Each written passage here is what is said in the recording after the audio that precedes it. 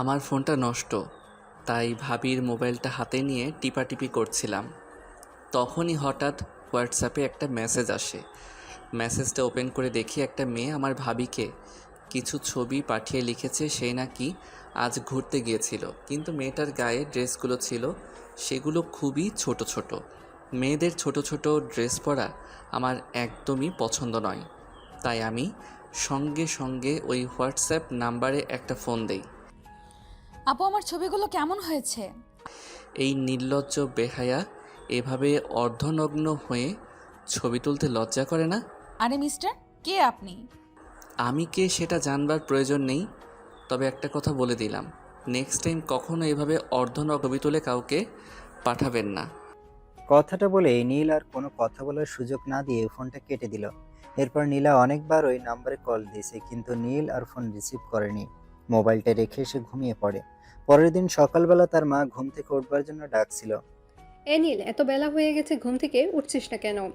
মা, আজকে তো অফ ডে, আজ আমার অফিস নেই, তাই আমি আর একটু ঘুমাবো, আমায় ডাকাডাকি করো না।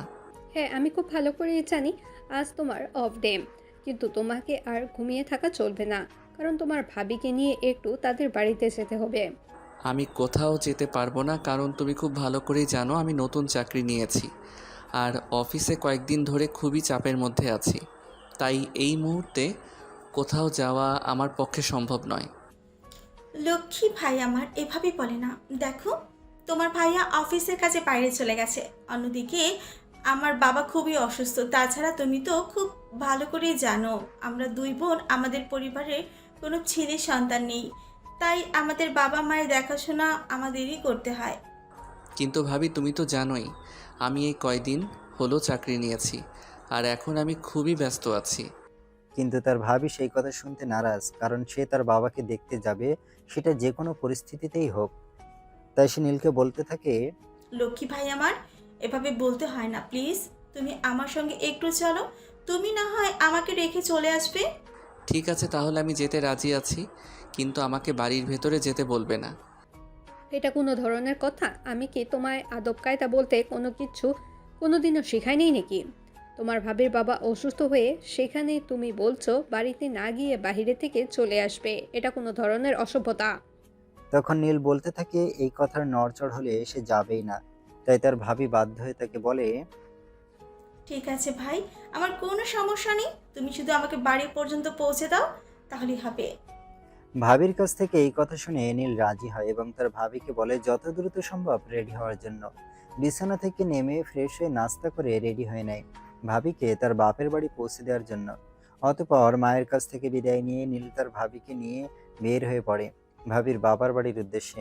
ভাবিকে তার বাবার বাড়ির সামনে নামিয়ে যেই না বাইক স্টার্ট করতে যাবে, অমনি পিছন থেকে শুনতে পায়।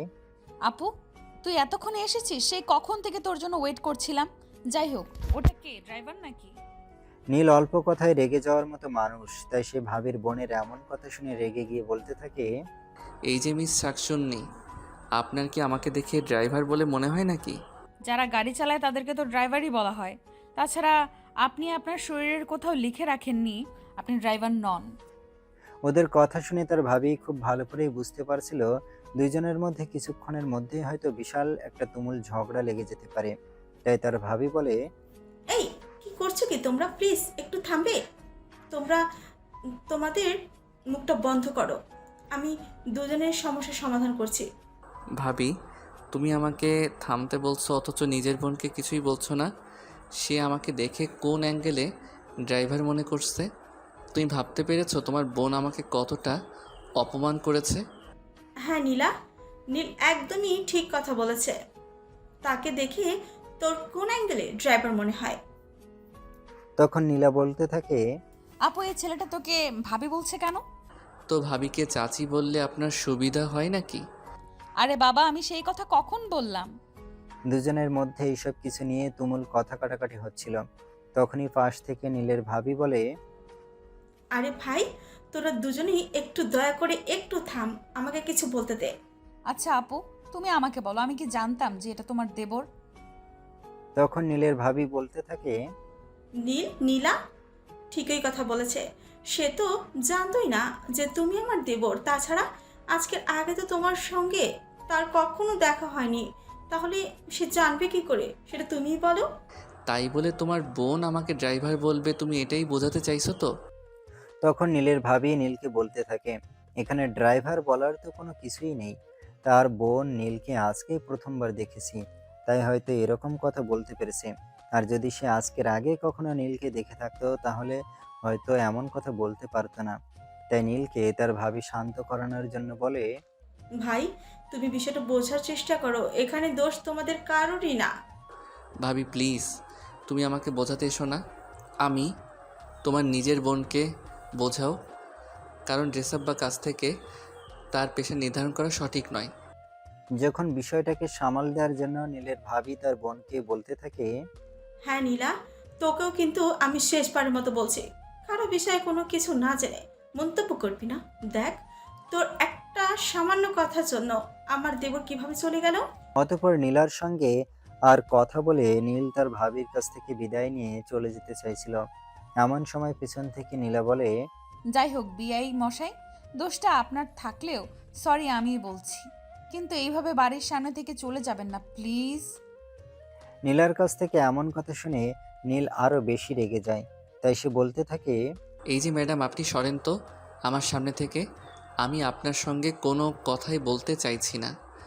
তখন পাশ থেকে তার ভাবি বলে, আমিও তোমাকে এই কথাটাই বলতে চেয়েছিলাম, বাড়ির সামনে থেকে চলে যাওয়া ঠিক নয়, এটা কোনো ব্যবহারের মধ্যে পড়ে না। তাই বলছিলাম কি প্লিজ একবার একটু ভেতরে আসো, এক কাপ চা অন্তত খেয়ে যাও। নীল তো এমনিতেই অল্পতে রেগে যাওয়া মানুষ, তার উপর আবার তার ভাবির বোন তার সঙ্গে এরকম আচরণ করেছে। সে তো এখন আর কোনোভাবেই তাদের বাড়ির ভিতরে যাবে না। তাই সে তার ভাবিকে বলে সেখান থেকে চলেই যাচ্ছিল। এমন সময় পিছন থেকে নীলা এসে তার হাত ধরে বলতে থাকে, প্লিজ বিআই মশাই, আমার ভুল হয়ে গেছে, কিন্তু আপনি এভাবে চলে যাবেন না। এই কথাটা শুনলে আমার অসুস্থ বাবা অনেক কষ্ট পাবে। আপনার বাবাকে আপনারা কষ্ট দিবেন নাকি অন্য কিছু দিবেন আপনাদের ব্যক্তিগত ব্যাপার, কারণ আপনার বাবা তো আর জানে না যে এখানে আমি এসেছিলাম। কথাটা বলেই নীল একদম বাইক স্টার্ট করে ফেলেছিল। দুজনে অনেক রিকোয়েস্ট করে তাকে কোন রকমে বাড়ির ভেতরে নিয়ে আসলো। বাড়ির ভেতরে এসে নীলা রান্না করে চলে যায়। অতঃপর সেই নীলের জন্য ঠান্ডা বেলের শরবত আর কিছু স্ন্যাক্স নিয়ে আসে। চা খাওয়ার কথা বলে নিয়ে আসার পর এইসব কিছু আনাতে নীল রেগে গিয়ে বলতে থাকে, এই যে মিস, কি সমস্যা আপনার? আপনি তো বলেছিলেন আমাকে চা খাওয়াবেন, কিন্তু আপনি এসব কিছু আনলেন কেন? আমি এসব কিছু পছন্দ করি না। আপনার যদি আমাকে চা খাওয়ানোর ইচ্ছে থাকে তাহলে খেতে পারি, নয়তো আমি যাচ্ছি। আরে বিআই মশাই, আপনি এত রেগে যাচ্ছেন কেন? এত রেগে যাওয়ার কি আছে? আপনি এগুলো খান, শরীরটা ঠান্ডা করুন, তারপর আমি চা বানিয়ে নিয়ে আসি। এদিকে নীলের ভাবি তার বাবার রুমে চলে গেছিল। তাই নীল ভাবিকে ডাকতে শুরু করে, ভাবি, ও ভাবি, কোথায় তুমি? একবার এদিকে এসো। কি ব্যাপার নীল, কি হয়েছে? তুমি আমার ডাকছো কেন? তোমরা সবাই কি আমার সঙ্গে মশকরা করতে শুরু করে দিয়েছো নাকি? আমি তো সেটাই বুঝতে পারছি না। নাস্তার টেবিলের দিকে তাকাতে তার ভাবি বিষয়টা বুঝতে পেরে নীলাকে বলে, কি ব্যাপার নীলা, তোকে তো বলেছিলাম নীলের জন্য শুধু চা বানিয়ে আনতে, তুই এসব কিছু কেন আনলি? তখন নীলা বলতে থাকে, আসলে মানুষের ভালো করতে নেই। আমি কই তোমার দেবরের জন্য ঠান্ডা শরবত স্ন্যাক্স নিয়ে আসলাম, কই তোমরা আমার একটু প্রশংসা করবে, সেটা না করে তোমরা উল্টো আমাকে বকাঝকা করছো। তো আপনার কি মনে হচ্ছে আপনাকে খুলে নিয়ে নাচা উচিত?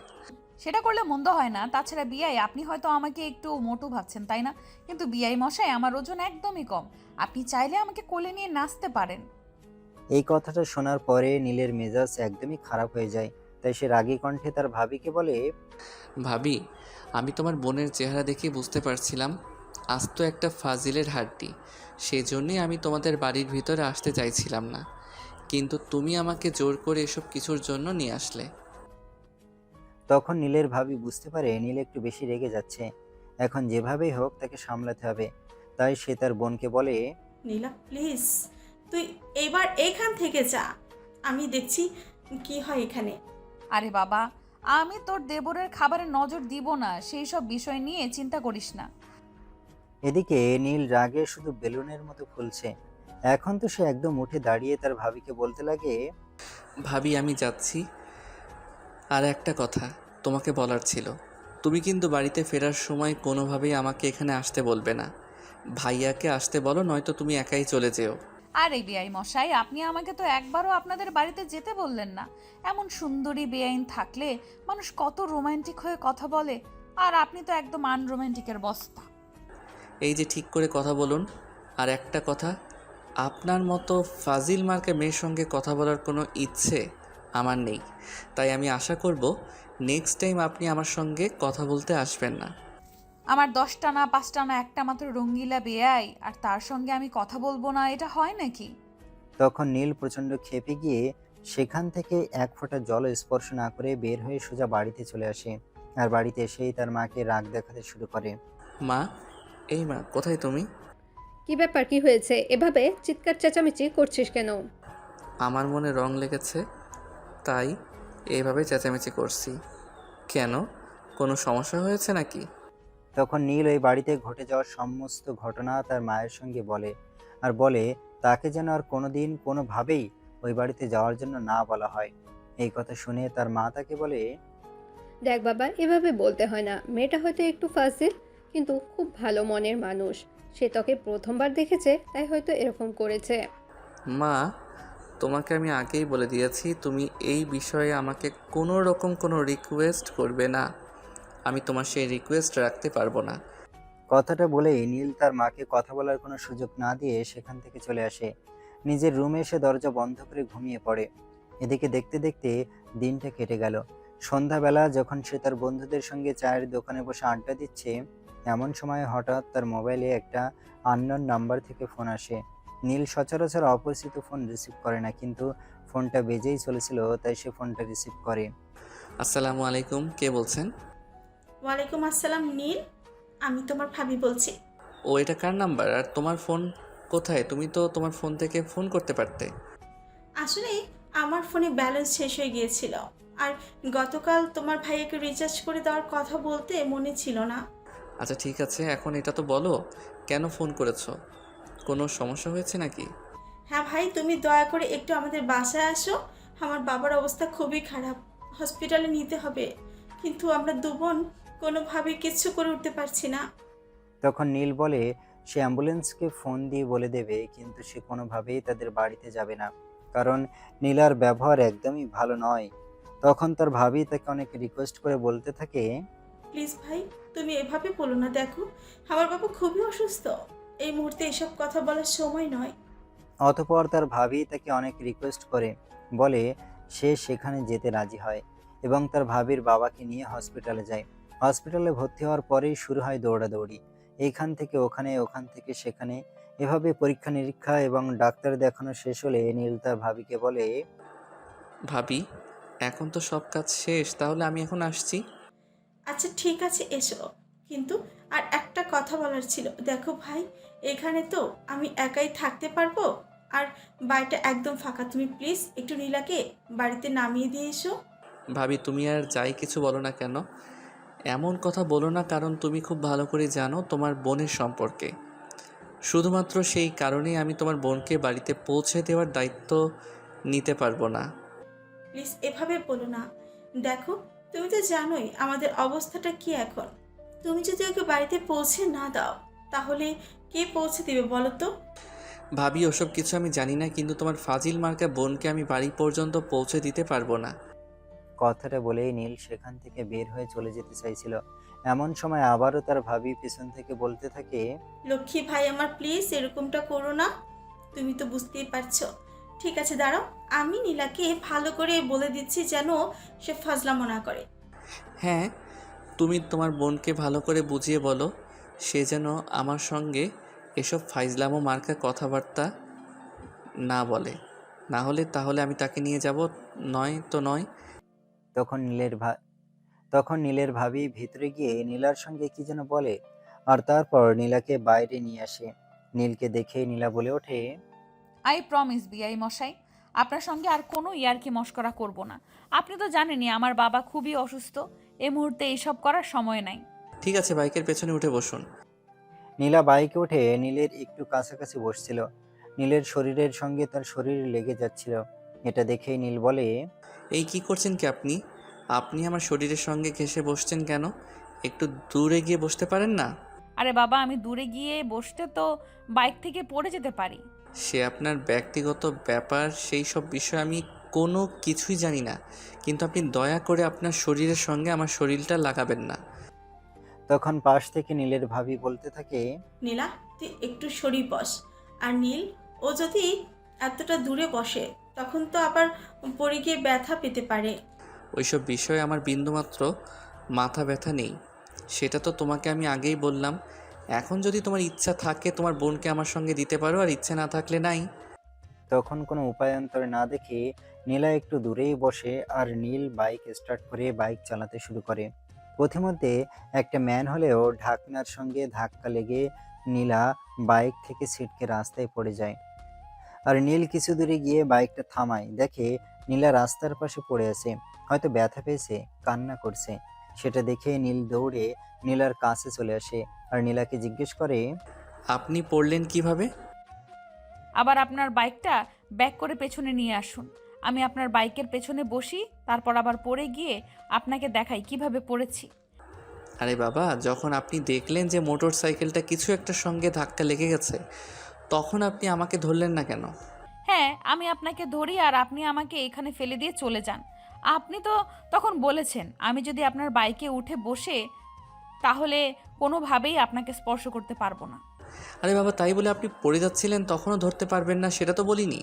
যাই হোক, কোথায় ব্যথা পেয়েছেন সেটা দেখি।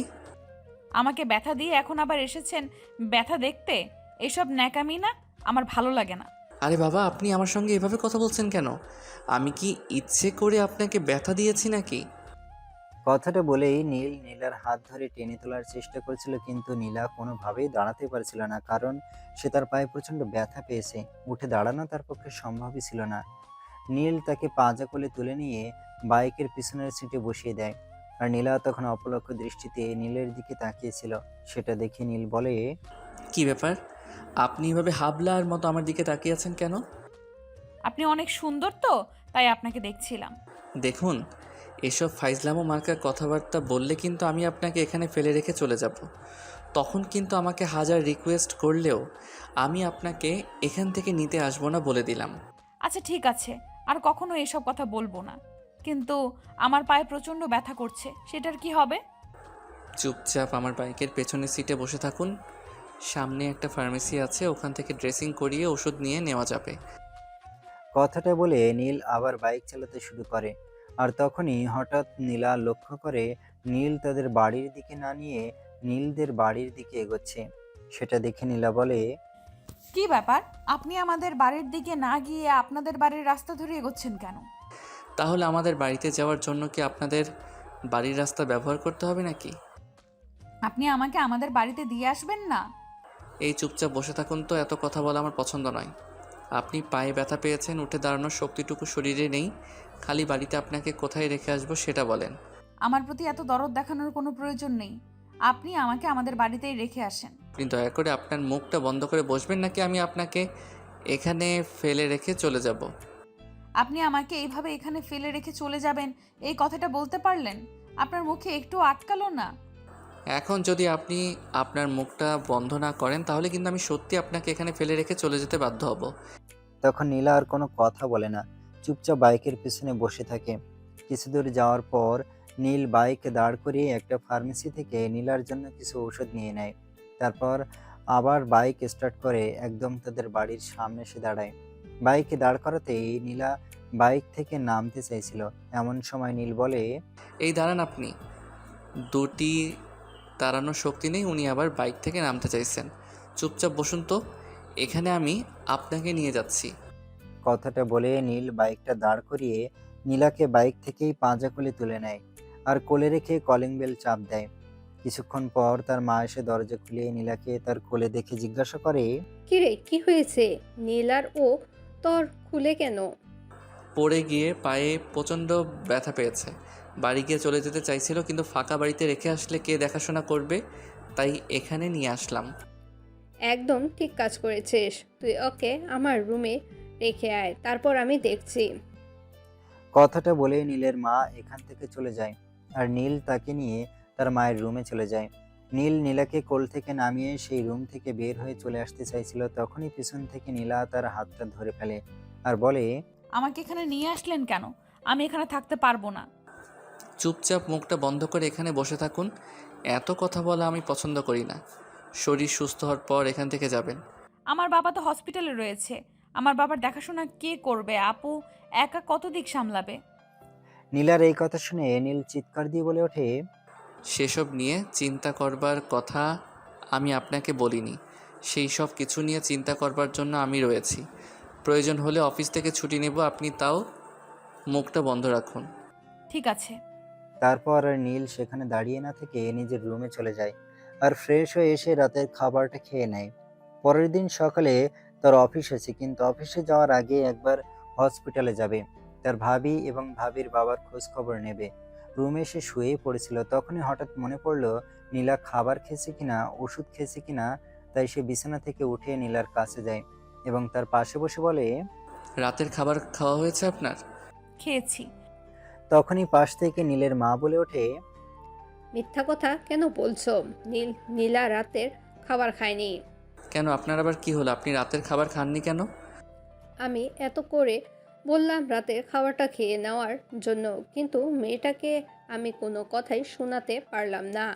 সেই রাতের খাবার খাবেই না। তুমি খাবার নিয়ে আসো, তারপর আমি দেখছি খাই কিনা।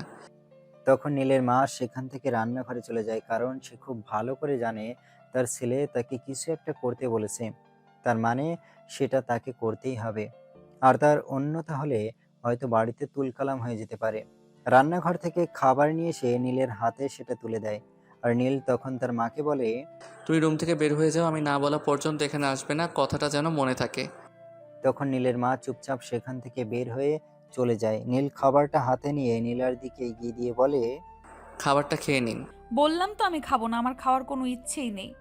আর একটা কথা, আপনি আন্টিকে রুম থেকে বের করে দিলেন কেন বলেন তো? আমার ইচ্ছে হয়েছে তাই আমি রুম থেকে বের করে দিয়েছি, আর সেই কৈফিয়ত আমি আপনাকে দিতে যাব না। তাহলে আমিও খাবো না। এই কথাটা শোনার পর নীল আর কোনো কথাই বলে না, চুপচাপ খাবারের প্লেট থেকে খাবারটা মা খেতে শুরু করে আর এক লোকমা খাবার নিয়ে নীলার মুখের সামনে তুলে ধরে, কিন্তু নীলা মুখ পিছিয়ে নিতে চাইছিল। নীল সেটার সুযোগ না দিয়ে মুখের ভেতর লোকমাটা পুরে দেয়। নীলা মুখে খাবার নিয়েই বলতে থাকে, আপনি আমার মুখের ভেতর খাবার জোর করে ঢুকিয়ে দিলেন কেন? সোজা আঙুলে যদি ঘি না ওঠে তাহলে আঙুলটা একটু বাঁকাতে হয়, তাই আর কি। মানে আপনি কি বলতে চাইছেন?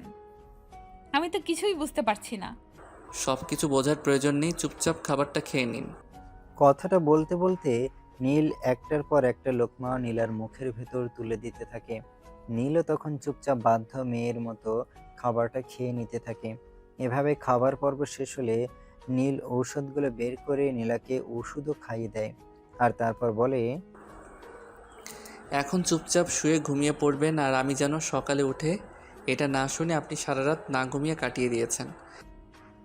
এই আমি কি করলাম না করলাম সেটা নিয়ে আপনার এত মাথা ব্যথা কেন? আমার যা ইচ্ছে আমি তাই করব।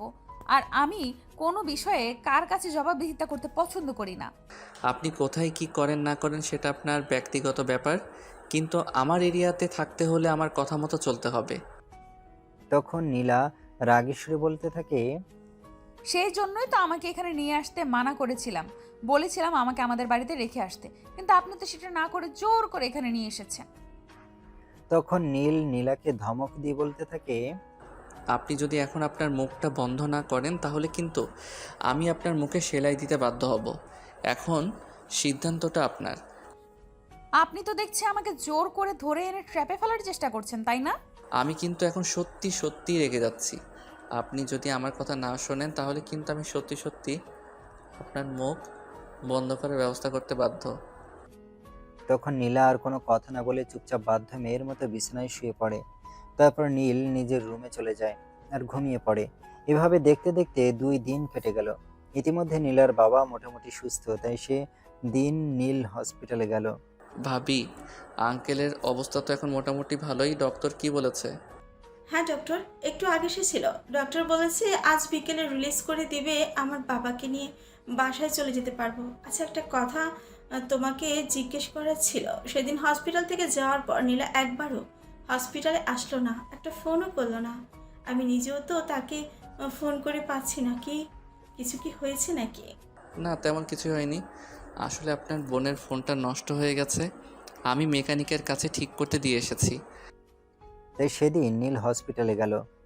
এই কথা শুনে তার ভাবি আর কোনো কথা বলল না। দুইজন ডক্টরের কাছে গেল এবং সেখান থেকে কথা বলে তার বাবাকে রিলিজ করার বন্দোবস্ত করলো। তারা সবকিছু গুছিয়ে নিয়ে হসপিটাল থেকে বের হচ্ছিল, আর তখনই নীল বলল, ভাবি, আঙ্কেলকে খালি বাসায় রেখে আসার কোনো প্রয়োজন নেই, আমাদের সঙ্গে নিয়ে চলুন। খালি বাসায় রাখতে যাব কেন? বাসায় কাজের মেয়ে আছে, নীলা আছে, তার বাবার দেখাশোনা করতে পারবে। তাছাড়া মেয়ের শ্বশুরবাড়িতে যাওয়াটা আমার বাবা অ্যালাউ করবে না। কি করবে আর কি করবে না সেটা আমি দেখে নেব, সেটা নিয়ে আপনাকে কোনো চিন্তা করতে হবে না। আপনাকে আমি শুধু যেটা করতে বলেছি সেটাই করেন। তখন নীল নীলার বাবার সঙ্গে কথা বলে এবং সবকিছু বুঝিয়ে বলে। আর সব কথা শুনে নীলার বাবাও রাজি হয়ে যায় মেয়ের শ্বশুর বাড়িতেই কিছুদিন থাকবার জন্য। আর তারপর নীল তার ভাবি এবং তার ভাবির বাবাকে নিয়ে তাদের বাড়িতে চলে আসে। বাড়িতে এসে নীল দেখতে পায় নীলার ড্রয়িং রুমে বসে টিভি দেখছে। এটা দেখেই চিৎকার করে নীল বলে ওঠে, আমি বাড়ি থেকে বের হওয়ার সময় আপনাকে কতবার বলে গিয়েছি রুম থেকে বের না হতে। আপনার যদি টিভি দেখবার এতই শখ থাকে তাহলে আপনি আমাকে বলতেন, আমি টিভিটা আপনার রুমে দিয়ে আসতাম। নীলের এমন চিৎকার চেঁচামেচি শুনে তার মার রান্নাঘর থেকে ছুটে এসে তাকে বলে, কি ব্যাপার, কি হয়েছে? তুই এভাবে চেঁচামেচি করছিস কেন? এই মেয়েটাকে তো আমি বলেছিলাম এখানে না আসতে, সে এখানে আসলো কেন? আরে বাবা, একটা মানুষ একা একা কতক্ষণ থাকতে পারে? আমি তো তাকে এখানে আসতে বলেছিলাম। আমি রান্নাঘরে কাজ করছিলাম আর তার সঙ্গে গল্প করছিলাম। আমি বা একা একা কতক্ষণ থাকতে পারি? তখন নীল কোনো উত্তর না দিয়ে চুপচাপ সেখান থেকে চলে গেল। তখনই নীলার বড় বোন তাকে জিজ্ঞাসা করতে থাকলো, কি ব্যাপার নীলা, কি হয়েছে? আর তুই এইখানে কেন? তোর তো বাড়িতে থাকার কথা ছিল। অতঃপর নীলা তার বড় বোনকে সবকিছু খুলে বলে এবং সবকিছু শুনে তার বোন বলে, কিন্তু আমি যখন নীলের কাছে এসব বিষয় জিজ্ঞেস করছিলাম, তখন নীল তো আমাকে এ ব্যাপারে কোনো কিছুই বললো না, শুধু বললো তোর ফোনে সমস্যা হয়েছে। এ ব্যাপারে আমি কি বলতে পারি সেটা তুই নিজেই বল না। তোর যে দেবর, তুই তো খুব ভালো করে জানিস তার চরিত্র স্বভাব সম্পর্কে। তখন নীলার বড় বোন আর কোনো কথা না বলে সেখান থেকে চলে যায়। এদিকে নীল রুমে সে ড্রেস চেঞ্জ করে এবং নিচে যায় ডিনার করবার জন্য। তখনই তার ভাবি তাকে বলে, কি ব্যাপার? আমি তখন তোমায় জিজ্ঞেস করলাম, তুমি কেন বললে না নীলা আমাদের বাড়িতে আছে? বললে তুমি আরও হাজারটা প্রশ্ন করতে, তাই বলিনি। তোমার বোনকে বলেছিলাম আমার থেকে একটু দূরে বসতে, আর তখনই একটা ম্যানহোলের সঙ্গে মোটর সাইকেলে ধাক্কা লাগে। সে আমাকে না ধরে রাস্তায় পড়ে গিয়ে পায়ে প্রচণ্ড ব্যথা পেয়েছে। তাই আমি তোমাকে কিছু না জানিয়ে এখানে নিয়ে এসেছি, কারণ তোমাকে জানালে তুমি অযথাই টেনশন করবে। তখন পাশ থেকে নীলা বলে, আপু, তোর দেবরটাকে এমন কেন বানিয়েছিস সেটা বুঝতে পারি না। মানবিকতা বলতে জিনিসটাই এর মাঝে নেই। কথাটা শুনেই নীলার বড় বোন চারিদিকে তাকিয়ে বুঝতে পারে আবহাওয়া গরম হয়ে যাচ্ছে। তাই আবহাওয়া শীতল রাখবার জন্য সে বলে, তোকে কেউ এত কিছু চিন্তা করবার কথা বলেনি। তোকে যেটা করতে বলা হয়েছে তুই সেটাই কর, অন্যদিকে মনোযোগ দেওয়ার তোর কাজ নয়। তারপরেও নীলা কিছু বলতে চাইছিল, কিন্তু তার বড় বোন তাকে সেটার সুযোগ না দিয়ে বিষয়টাকে ধামাচাপা দেওয়ার চেষ্টা করে। খাওয়া দাওয়া শেষ হলে যে যার মতো নিজেদের রুমে চলে যায়। নীলা রুমে এসে শুয়ে পড়বে, তখনই নীল সেই রুমে আসে। এই যে মহারানী, আপনি ওষুধ খাননি, ওষুধগুলো খেয়ে তারপর ঘুমান। আপনি কোথা থেকে শকুনের মতো উড়ে এসে জুড়ে বসলেন বলেন তো? থাপ্পড় মেরে সব কটা দাঁত ফেলে দেবো। আমাকে শকুন বলার সাহস কে দিয়েছে? I am so sorry, please আমাকে ক্ষমা করে দিন, আমার ভুল হয়ে গেছে। আমি ওষুধগুলো খাওয়ার কথা বলছি, সরি বলতে বলিনি। আচ্ছা, আমার সঙ্গে কি একটু রোমান্টিক করে কথা বলা যায় না? সব সময় এভাবে কথা বলতে হয় নাকি? আপনি নিজেকে আমার বিয়ে করা বউ মনে করেন না কি, যে আপনার সঙ্গে আমাকে রোমান্টিক করে কথা বলতে হবে? যেহেতু আপনি আমার অবিবাহিত বিয়াই, মনেই তো করতে পারি। এই কথাটা নীলা বিড়বিড় করে বললেও নীলের কান এড়াতে পারেনি। সে স্পষ্ট কথাটা শুনে ফেলে এবং ধমক দিয়ে বলে, অসভ্য একটা, আমার এইখানে কয়দিন থাকলে না চটিয়ে একদম সব ঠিক করে দেব। আচ্ছা, আমার প্রতি কি আপনার একটুও দরদ লাগে না? এত সুন্দরী একটা মেয়ে, তার সাথে আপনি সব সময় এভাবে রুক্ষ ভাষায় কথা বলেন। নিজেকে আপনি মিস ওয়ার্ল্ড বাংলাদেশ মনে করেন নাকি, যে আপনার প্রতি আমার আগলা পিরিত দেখাতে হবে? কথাটা শুনে নীলা কথাটা শুনে নীলা একটু মনে মনে কষ্ট পায়, কারণ সে এইটুকু বড় হয়েছে, কখনো তার সঙ্গে কেউ এভাবে আচরণ করেনি। আর নীল তার বেয়াই, যেখানে তাদের একটা রসের সম্পর্ক তৈরি হওয়ার কথা, সেখানে এরকম রুক্ষ ব্যবহার সে মেনে নিতে পারছে না। তাই নীলা নীলকে বলে, ও তাই নাকি? আচ্ছা ঠিক আছে, তাহলে দেখছি বিষয়টা। কথাটা বলেন নীল ওষুধগুলো তার হাতে নেয় এবং নীলার মুখ চেপে ধরে। ওষুধগুলো তার মুখে ঢুকিয়ে দেওয়ার চেষ্টা করতে নীলা তার হাতে খট করে একটা কামড় বসিয়ে দেয়। নীলা অনেক জোরেই কামড় দিয়েছিল, তাই নীলের হাতে অনেকে ব্যথা পায়। আর সেই কামড়ের জায়গায় দাঁত ফুটে একদম রক্ত বেরোতে শুরু করে। আর সেজন্যই নীল অনেক জোরে একটা চিৎকার করে। ও মা গো, এটা আপনি কি করলেন? আপনি মানুষ নাকি রাক্ষস? আমি তো সেটাই বুঝতে পারছি না। কেউ কাউকে এভাবে কামড় দিতে পারে? কথাটা শুনে নীল প্রচন্ড পরিমাণ ক্ষেপে যায়, আর তখনই নীলাকে বলতে থাকে, আপনি এক্ষুনি আমার বাসা থেকে বের হন। আমি চাই না আপনি 1 সেকেন্ড এখানে থাকেন। আপনি কি ভেবেছেন আমার যাওয়ার মতো কোনো জায়গা নেই? আপনার এখানে আমাকে পড়ে থাকতে হবে? আমিও আপনার এখানে থাকতে চাই না। জাস্ট 1 মিনিট ওয়েট করুন, আমি এক্ষুনি এখান থেকে চলে যাচ্ছি। ইতিমধ্যে তাদের দুজনের মধ্যে প্রায় চিল্লাচিল্লি শুরু হয়ে গেছে। সেটা শুনে বাড়ির সবাই সেখানে উপস্থিত। তার তখনই নীলের মা বলে, কি ব্যাপার, কি হয়েছে? এটা বাড়ি নাকি মাছের বাজার? আমি তো কিচ্ছু বুঝতে পারছি না। এখানে এত চিল্লামিল্লি কেন? মা, এই মেয়েটাকে এক্ষুনি বলো আমাদের বাড়ি থেকে বের হয়ে যেতে। আমি একে আর 1 সেকেন্ড এখানে দেখতে চাই না। আমি কোনো কিছু জানি না আর জানতেও চাই না। তোর কি মাথা খারাপ হয়ে গেছে নাকি? তুই কি বলছিস তুই জানিস এত রাতে মেয়েটা কোথায় যাবে আর কিভাবে যাবে? আমি শুধু এইটুকু জানি, মেয়েটা এখানে থাকবে না। তার ভাবি এই কথাগুলো পাশে দাঁড়িয়ে শুনছিল, কিন্তু কি হয়েছে আর কি হয়নি সেই সব কিছু কোনোভাবেই বুঝতে পারছিল না। তাই সে নীলাকে জিজ্ঞাসা করে, কি ব্যাপার নীলা, কি হয়েছে? এখানেই নীল এভাবে রেগে গেছে কেন?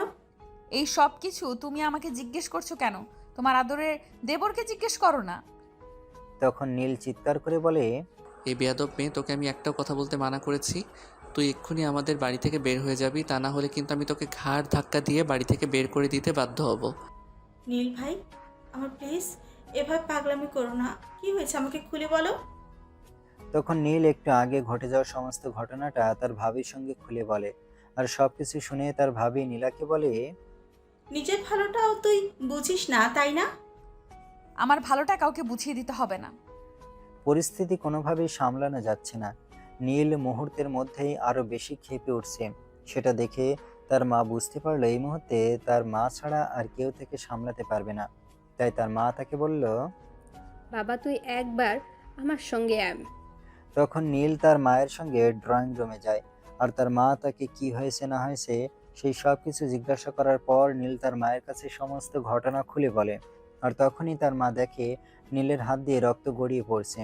তাই তার মা ফার্স্ট এডের বক্স এনে নীলের হাতে ফার্স্ট এড করে দেয়। ততক্ষণে নীলের মেজাজ একটু ঠান্ডা হয়েছে। তার মা তার মাথায় হাত বুলিয়ে দিতে দিতে বলে, বাবা তুই তোর রুমে চল, একটু রেস্ট নিতে হবে। মা, তুমি যতক্ষণ এই মেয়েটাকে আমাদের বাড়ি থেকে বের না করছো, ততক্ষণ আমি কোনোভাবেই ঘুমাতে পারবো না। আমার ঘুম আসবে না। বাবা তুই রুমে যা, মাথাটা ঠান্ডা কর। আমি সকালবেলা আমি তাকে তাদের বাড়িতে পাঠিয়ে দিব। কথাটা মনে থাকে যেন। আর যদি আমি সকালবেলা ঘুম থেকে উঠে মেয়েটাকে আমাদের বাড়িতে দেখতে পাই, তাহলে কিন্তু আমি নিজেই এই বাড়ি ছেড়ে চলে যাব বলে দিলাম। অতঃপর তার মা তাকে কোনো রকমে শান্ত করে রুমে পাঠিয়ে দেয়। আর এদিকে রুমে এসে নীলাকে বলে, ওর ব্যবহারে তুমি প্লিজ কিছু মনে করো না। ও ছোটবেলা থেকে এরকম, তার কথার বাইরে কেউ কিছু করলে সেটা সে সহ্য করতে পারে না। আপনার ছেলে নিজেকে কি মনে করে আমি তো সেটাই বুঝতে পারছি না। সেটা নিজেকে অলরাউন্ডার মনে করে নাকি অন্য কিছু? আরে বাবা আস্তে কথা বলো, সে শুনতে পেলে আবার রেগে যাবে। তোমাকে হয়তো এক্ষুনি এই বাড়ি ছেড়ে চলে যেতে হবে। আচ্ছা আপনারা ওকে এত ভয় পান কেন বলেন তো? সে কি বাঘ নাকি ভাল্লুক? কথাটা বলার আগেই নিজের মা তার মুখ চেপে ধরে আর মুখ বন্ধ করতে বলে। তখন নীলা তার কোনো কথা বলে না, চুপচাপ শুয়ে পড়ল। এভাবে সকাল হয়ে গেল। সকাল হতে না হতেই নীল তার ভাবির রুমে গেল। ভাবি, তোমার বোনকে আমাদের বাড়ি থেকে বিদায় করেছো? সে এখনো ঘুম থেকে ওঠেনি। সে ঘুম থেকে উঠলেই আমি তাকে পাঠিয়ে দেওয়ার ব্যবস্থা করছি। কি বললে তুমি? নবাবজাদি এখনও পড়ে পড়ে ঘুমাচ্ছেন? দাঁড়াও, তুমি দেখাচ্ছি মজা। কথাটা বলেই নীল আর একটা মুহূর্ত দেরি না করে সেখান থেকে বের হয়ে সোজা নীলা যে রুমে ঘুমাচ্ছিল সেই রুমে চলে গেল। আর সেই রুমে জগে এক জগ পানি নীলার মুখের উপর ঢেলে দিল। তখনই নীলা লাফ মেরে বিছানা থেকে উঠে বসলো। চোখ খুলে তাকাতেই দেখতে পায় নীল তার সামনে দাঁড়িয়ে আছে। নীলকে দেখতে পেয়ে তার মেজাজ অনেক বেশি খারাপ হয়ে যায় আর সে চিৎকার মেরে বলে, আপনি এখানে কি করতে এসেছেন? আপনাকে বলেছিলাম সকাল হওয়ার আগে এখান থেকে চলে যেতে। আপনি এখন এখানে পড়ে রয়েছেন কেন? সকালটা হতে তো দিবেন, সবে মাত্র সকাল 6টা বাজে। আমি তো 10টার আগে ঘুম থেকেই উঠি না, তাহলে আপনি এত সকালে আমাকে ডাকতে এসেছেন কেন? আপনার নবাবী আপনি আপনার বাড়িতে গিয়ে দেখান। এখানে আপনার নবাবী দেখানো চলবে না। চুপচাপ বিছানা দেখেন, নামেন, আর বিছানা থেকে নেমে এসব ভেজা জিনিসপত্র ছাদে মেলে দিয়ে আসেন। আমারে পাগলে পাইছে নাকি যে আমি এসব জিনিসপত্র ছাদে নিয়ে যাব? আপনি নেবেন, আরও ভালো করবেন, আপনাকে নিতে হবে। পারবো না আমি ওসব কিছু নিতে। আপনি জানেন না আমি পায়ে ব্যথা পেয়েছি, তার উপর আবার বিছানার জাজিম অনেক ওজন। এইসব কিছু আমি কিভাবে নিব? আমি এত কৈফিয়ত দিতে এখানে আসিনি, যেটা বলছি সেটাই করেন, তা না হলে কপালে খারাপ আছে বলে দিলাম। নীলা তখন কিছু বলতে গিয়েও থেমে গেল, কারণ সে খুব ভালোভাবেই বুঝতে পারছে এখন যদি সে নীলের সঙ্গে কথা কাটাকাটি করে তাহলে হয়তো তার সঙ্গে খারাপ কিছু হয়ে যেতে পারে। কারণ নীল যে প্রকৃতির মানুষ, এই বাড়িতে 2 দিন থেকে যা বুঝতে পেরেছে তার ভিত্তিতে তার সঙ্গে খারাপ কিছু হতে বেশি সময় লাগবে না। তাই সে চুপচাপ বিছানা থেকে নামলো এবং অনেক কষ্ট হওয়া সত্ত্বেও ভেজা জিনিসগুলোর ছাদে মেলে দিয়ে আসলো।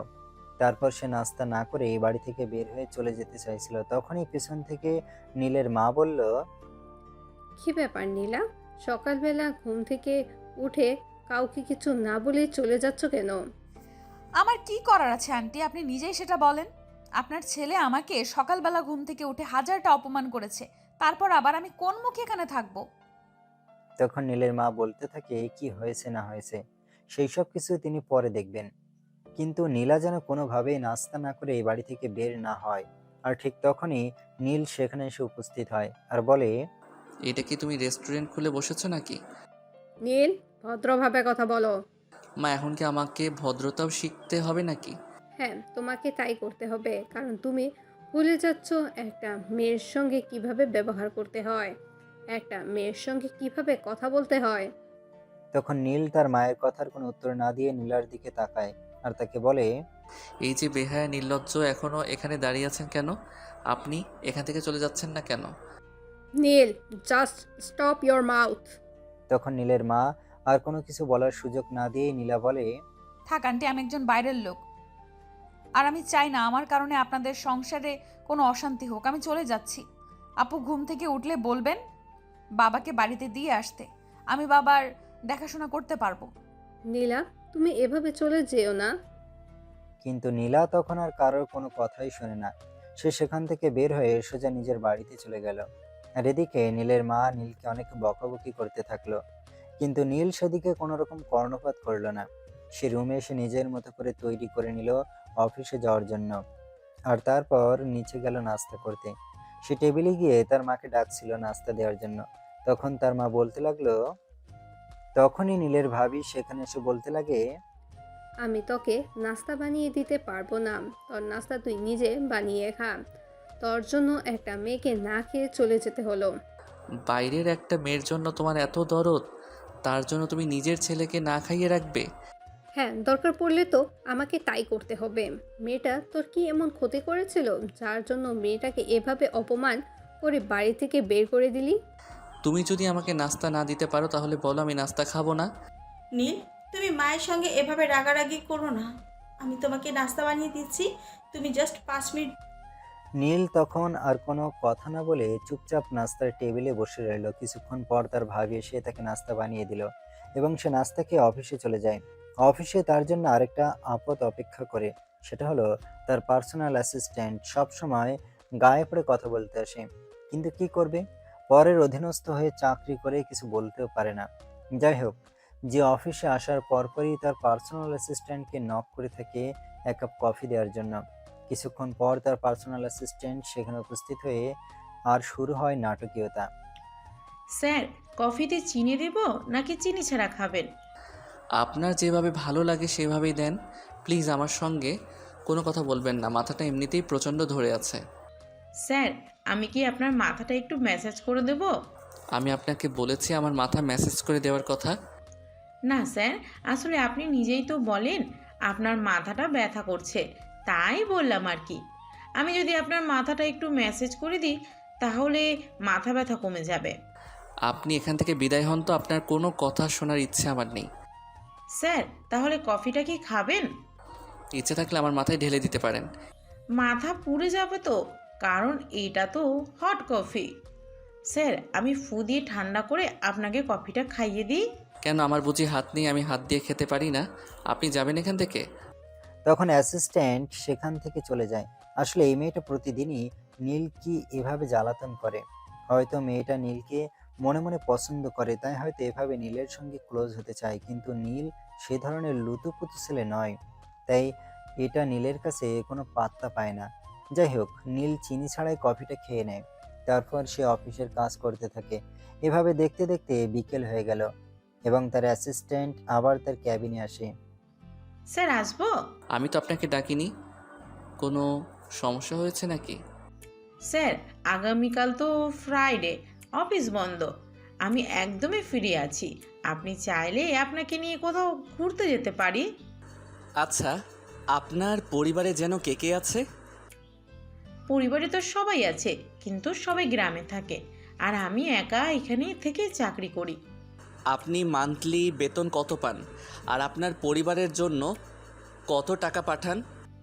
30,000 টাকা বেতন পাই, আর যেটা পাই সেটা আমি নিজেই খরচ করি।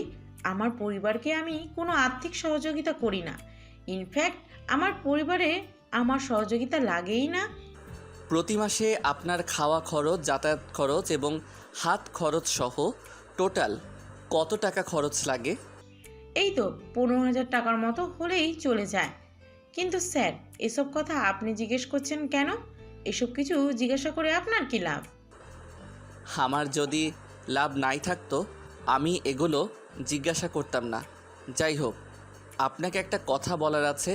দেখুন, আপনি প্রতি মাসে 30,000 টাকা বেতন পান, আর সেখান থেকে 15,000 টাকা হলেই আপনার মাস চলে যায়, আর 15,000 টাকা আপনি সেভিংস করতে পারেন। আমাকে সেভিংস করতে হবে কেন? আমি যাকে বিয়ে করব সে কি গরিব নাকি? আমি আপনাকে কি বলছি আর আপনি আমাকে কি বোঝাচ্ছেন বলেন তো? স্যার, আমি তো আপনাকে সেরকম কিছুই বললাম না। শুধু এইটুকুই বললাম, আমি তো জেনে শুনে কোনো ভিখারিকে বিয়ে করব না। আমি এমন কাউকে বিয়ে করব যে আমার দায়িত্ব নিতে পারবে। তাহলে আমার টাকা জমানোর কি প্রয়োজন আছে? সে যাই হোক ভাই, আপনার যা ইচ্ছে আপনি তাই করেন। আমি আপনাকে কোনো কিছুই বলবো না, কারণ আমি আপনার সঙ্গে কথাই পেরে উঠব না। তাহলে স্যার বলেন না, আপনি যাবেন কাল আমার সঙ্গে বাইরে? না, আমি যেতে পারবো না, আমার কাজ আছে। তাছাড়া এসব ফালতু কাজে টাইম ওয়েস্ট করার মতো টাইম আমার নেই। স্যার, আমার মতো সুন্দরী আর চাকরিজীবী একটা মেয়ে আপনাকে সময় দিতে চাইছে, আর আপনি সেই সময়টা নিতে চাইছেন না। আপনি জানেন কত ছেলে আমার সঙ্গে একটু সময় কাটানোর জন্য কত রিকোয়েস্ট করে, কিন্তু আমি কাউকে পাত্তা দিই না, শুধু আপনাকে পছন্দ করি বলে। আমি কি কখনো আপনাকে বলেছি আমার পেছনে টাইম ওয়েস্ট করতে? বা আমি কি কখনো আপনাকে এই কথা বলেছি যে আমি আপনাকে পছন্দ করি? কিন্তু স্যার, আমি তো আপনাকে পছন্দ করি। আমার পছন্দের কি কোনো দাম নেই আপনার কাছে? আমি বলি শোনো, মৌমাছির পেছনে ছুটে অযথা সময় নষ্ট করো না। ফুলের চাষ করো, মৌমাছি নিজেই তোমার কাছে আসবে। কিন্তু স্যার, আমার তো আপনাকে চাই। আপনি এখান থেকে যাবেন নাকি কোম্পানি অথরিটির কাছে আমি আপনার নামে কমপ্লেন করব? আপনার কি মনে হয় আপনি সেটা করলে কোম্পানির অথরিটি বিশ্বাস করবে? কেউ কখনো এটা বিশ্বাস করবে যে একটা মেয়ে একটা ছেলেকে ডিস্টার্ব করে? আপনি চাইছেনটা কি তাকে সেটা বলেন তো? আপনাকে আমি আমার জীবন সঙ্গী বানাতে চাই, আপনাকে বিয়ে করতে চাই, সারাটা জীবন আপনার সঙ্গে কাটাতে চাই, কারণ আমি আপনার প্রেমে পড়ে গেছি। কথাটা বলে নিশি নীলের গলা জড়িয়ে ধরে। তখনই হঠাৎ নীলা সেখানে এসে উপস্থিত হয়। আসলে নীল যে কোম্পানিতে চাকরি করে সেই কোম্পানিতে নীলার পরিচিত একজন চাকরি করত। নীলা সেখানে তার সঙ্গে দেখা করতে এসেছিল। দেখা করতে এসে হঠাৎ নীলের কথা কেন জানি তার মনে পড়ে যায়। আর তাই সে তার পরিচিত মানুষটার কাছ থেকে নীলের কেবিনের কথা জিজ্ঞেস করে সে সেখানে পৌঁছে যায়। কিন্তু সেখানে সেই রকম দৃশ্য দেখবে এটা কল্পনাও করতে পারেনি। তাই সে পুরোপুরি শকড। বা মিস্টার নীল, প্রেম লীলা তো ভালোই চলে। গলার আওয়াজটা শুনে নীল অনেকটা থমকে যায় আর নিশিকে ধাক্কা দিয়ে সরিয়ে দিয়ে দেখে নীলা সেখানে দাঁড়িয়েছে। তখন নীলাকে বলে, আপনি যা দেখছেন তা ভুল দেখছেন। আপনার কি মনে হয় আমি অন্ধ, চোখে দেখতে পাই না? অফিসে কাজ করতে আছেন নাকি লুতুর পুতুর করতে আসেন? নীলা, আমি আবার আপনাকে বলছি, আপনি যা দেখেছেন এবং যা বলছেন তা সম্পূর্ণই ভুল। আমি এরকম কোনো কিছুই করিনি। আমি আমার নিজের চোখে কখনোই অবিশ্বাস করি না। আপনি বুকে হাত দিয়ে বলতে পারবেন এই মেয়েটা আপনাকে জড়িয়ে ধরেছিল না? কিন্তু আমি কি তাকে জড়িয়ে ধরেছিলাম? দেখুন, আমি সেই সব বিষয়ে মাথা ঘামাতে চাই না। আসলে এখানে একটা কাজে এসেছিলাম, তাই ভেবেছিলাম আপনার সঙ্গে একবার দেখা করে আপনাকে সরি বলে যাব। কিন্তু এখানে এরকম দৃশ্য থাকবে সেটা আমি কল্পনাও করিনি। যাই হোক, চালিয়ে যান। কথাটা বলে নীলা সেখানে আর এক মুহূর্ত দেরি না করে সেখান থেকে বের হয়ে চলে গেল। তখন নীল নিশির গালে ঠাস করে একটা থাপ্পড় মেরে বলতে লাগলো, আপনি মানুষ নাকি অন্য কিছু? স্যার, আপনি এটা কি করলেন? আপনি বাইরের একটা মেয়ের জন্য আমার গায়ে হাত তুললেন? Just shut up. মুখ সামলে কথা বলুন। নীলা বাইরের মেয়ে নয়, সে আমার ভাবির আপন বোন। আপনি জানেন আপনি আজ যেটা করেছেন সেটার জন্য আমাকে কেমন পরিস্থিতির মুখোমুখি হতে হবে? নীলা যদি এই বিষয়টা পরিবারের সবার সঙ্গে বলেন তাহলে আমার মান ইজ্জত বলতে কোনো কিছু থাকবে? সেটা করলে তো আমাদের দুজনের জন্যই আরেকটু সুবিধা হয়, কারণ আপনার পরিবার হয়তো সহজে এই বিষয়টা মেনে নিতে পারবে। I say get out, just get out. আমি আপনার চেহারাটা দর্শন করতে চাইছি না। তখন নিশি আর কোনো কথা বলল না, চুপচাপ গালে হাত রেখে সেখান থেকে বের হয়ে চলে গেল। আর নীল মাথায় হাত দিয়ে ভাবতে লাগলো কি থেকে কি হয়ে গেল। তখন নিশি আর কোনো কথা না বলে চুপচাপ গালে হাত রেখে সেখান থেকে বের হয়ে চলে গেল। আর নীল মাথায় হাত রেখে ভাবতে লাগলো কি দেখে কি হয়ে গেল। এমনিতেই নীলা তার উপর ক্ষেপে আছে, এখন আবার সে যদি এসব বিষয় বাসায় গিয়ে প্রকাশ করে তাহলে তো মান ইজ্জত বলতে আর কোনো কিছুই থাকবে না। তাই নীল সঙ্গে সঙ্গে তার ভাবিকে ফোন দেয়। ভাবি, একটা কাজ করো তো, তুমি তোমার ছোট বোনের নাম্বারটা এক্ষুনি আমাকে হোয়াটসঅ্যাপ করো তো, আমার ইমার্জেন্সি দরকার আছে। ঠিক আছে, সেটা নয় বুঝলাম, কিন্তু তুমি তো আজকে সকালেই তাকে ঝগড়া করে আমাদের বাড়িতে থেকে বের করে দিলে, এখন আবার কি দরকার? ভাবি প্লিজ, তুমি এত প্রশ্ন করো না। আমি তোমাকে যেটা করতে বলছি তুমি সেটাই করো। তুমি এক্ষুনি তোমার বোনের নাম্বারটা আমাকে হোয়াটসঅ্যাপ করো। তখন নীলের ভাবি আচ্ছা ঠিক আছে কথাটা বলে ফোনটা কেটে দেয়। আর কিছুক্ষণের মধ্যেই নীলার ফোন নাম্বার নীলের হোয়াটসঅ্যাপে পাঠিয়ে দেয়। নীল ফোন নাম্বারটা পেয়ে সঙ্গে সঙ্গে সেই নাম্বারে ফোন করে, কিন্তু অপরিচিত নাম্বার থেকে ফোন এসেছে এটা ভেবে নীলা ফোনটা তুলল না। সে তার মতো করে ফোনটা সাইলেন্ট করে রেখে দিল, কিন্তু আধা ঘন্টা পর সেই ফোনটা হাতে নিয়ে দেখে অনেকগুলো মিসড কল। তাই সে কল ব্যাক করে। হ্যালো, আসসালামু আলাইকুম, কে বলছেন? ওয়ালাইকুম আসসালাম, আমি নীল বলছি। আপনি প্লিজ ফোনটা কাটবেন না, আমি আপনার সঙ্গে একটু কথা বলতে চাই। আপনি আমার নাম্বার কোথায় পেলেন? আমি যতদূর জানি আমার নাম্বার তো আপনার জানবার কথা নয়। আমি সব কিছু আপনাকে পরে বলছি, আপনি বলুন আপনি কোথায় আছেন। আমি কোথায় আছি না আছি সে সব কিছু জেনে আপনার বিশেষ কোনো লাভ নেই বলে আমি মনে করি। কিন্তু আমার আপনাকে দরকার। প্লিজ, আমি আপনাকে রিকোয়েস্ট করে বলছি, আপনি কোথায় আছেন সেটা প্লিজ আমাকে বলুন। তখন নীলা তার ঠিকানা দেয়। কিছুক্ষণের মধ্যে নীল সেখানে পৌঁছে যায়।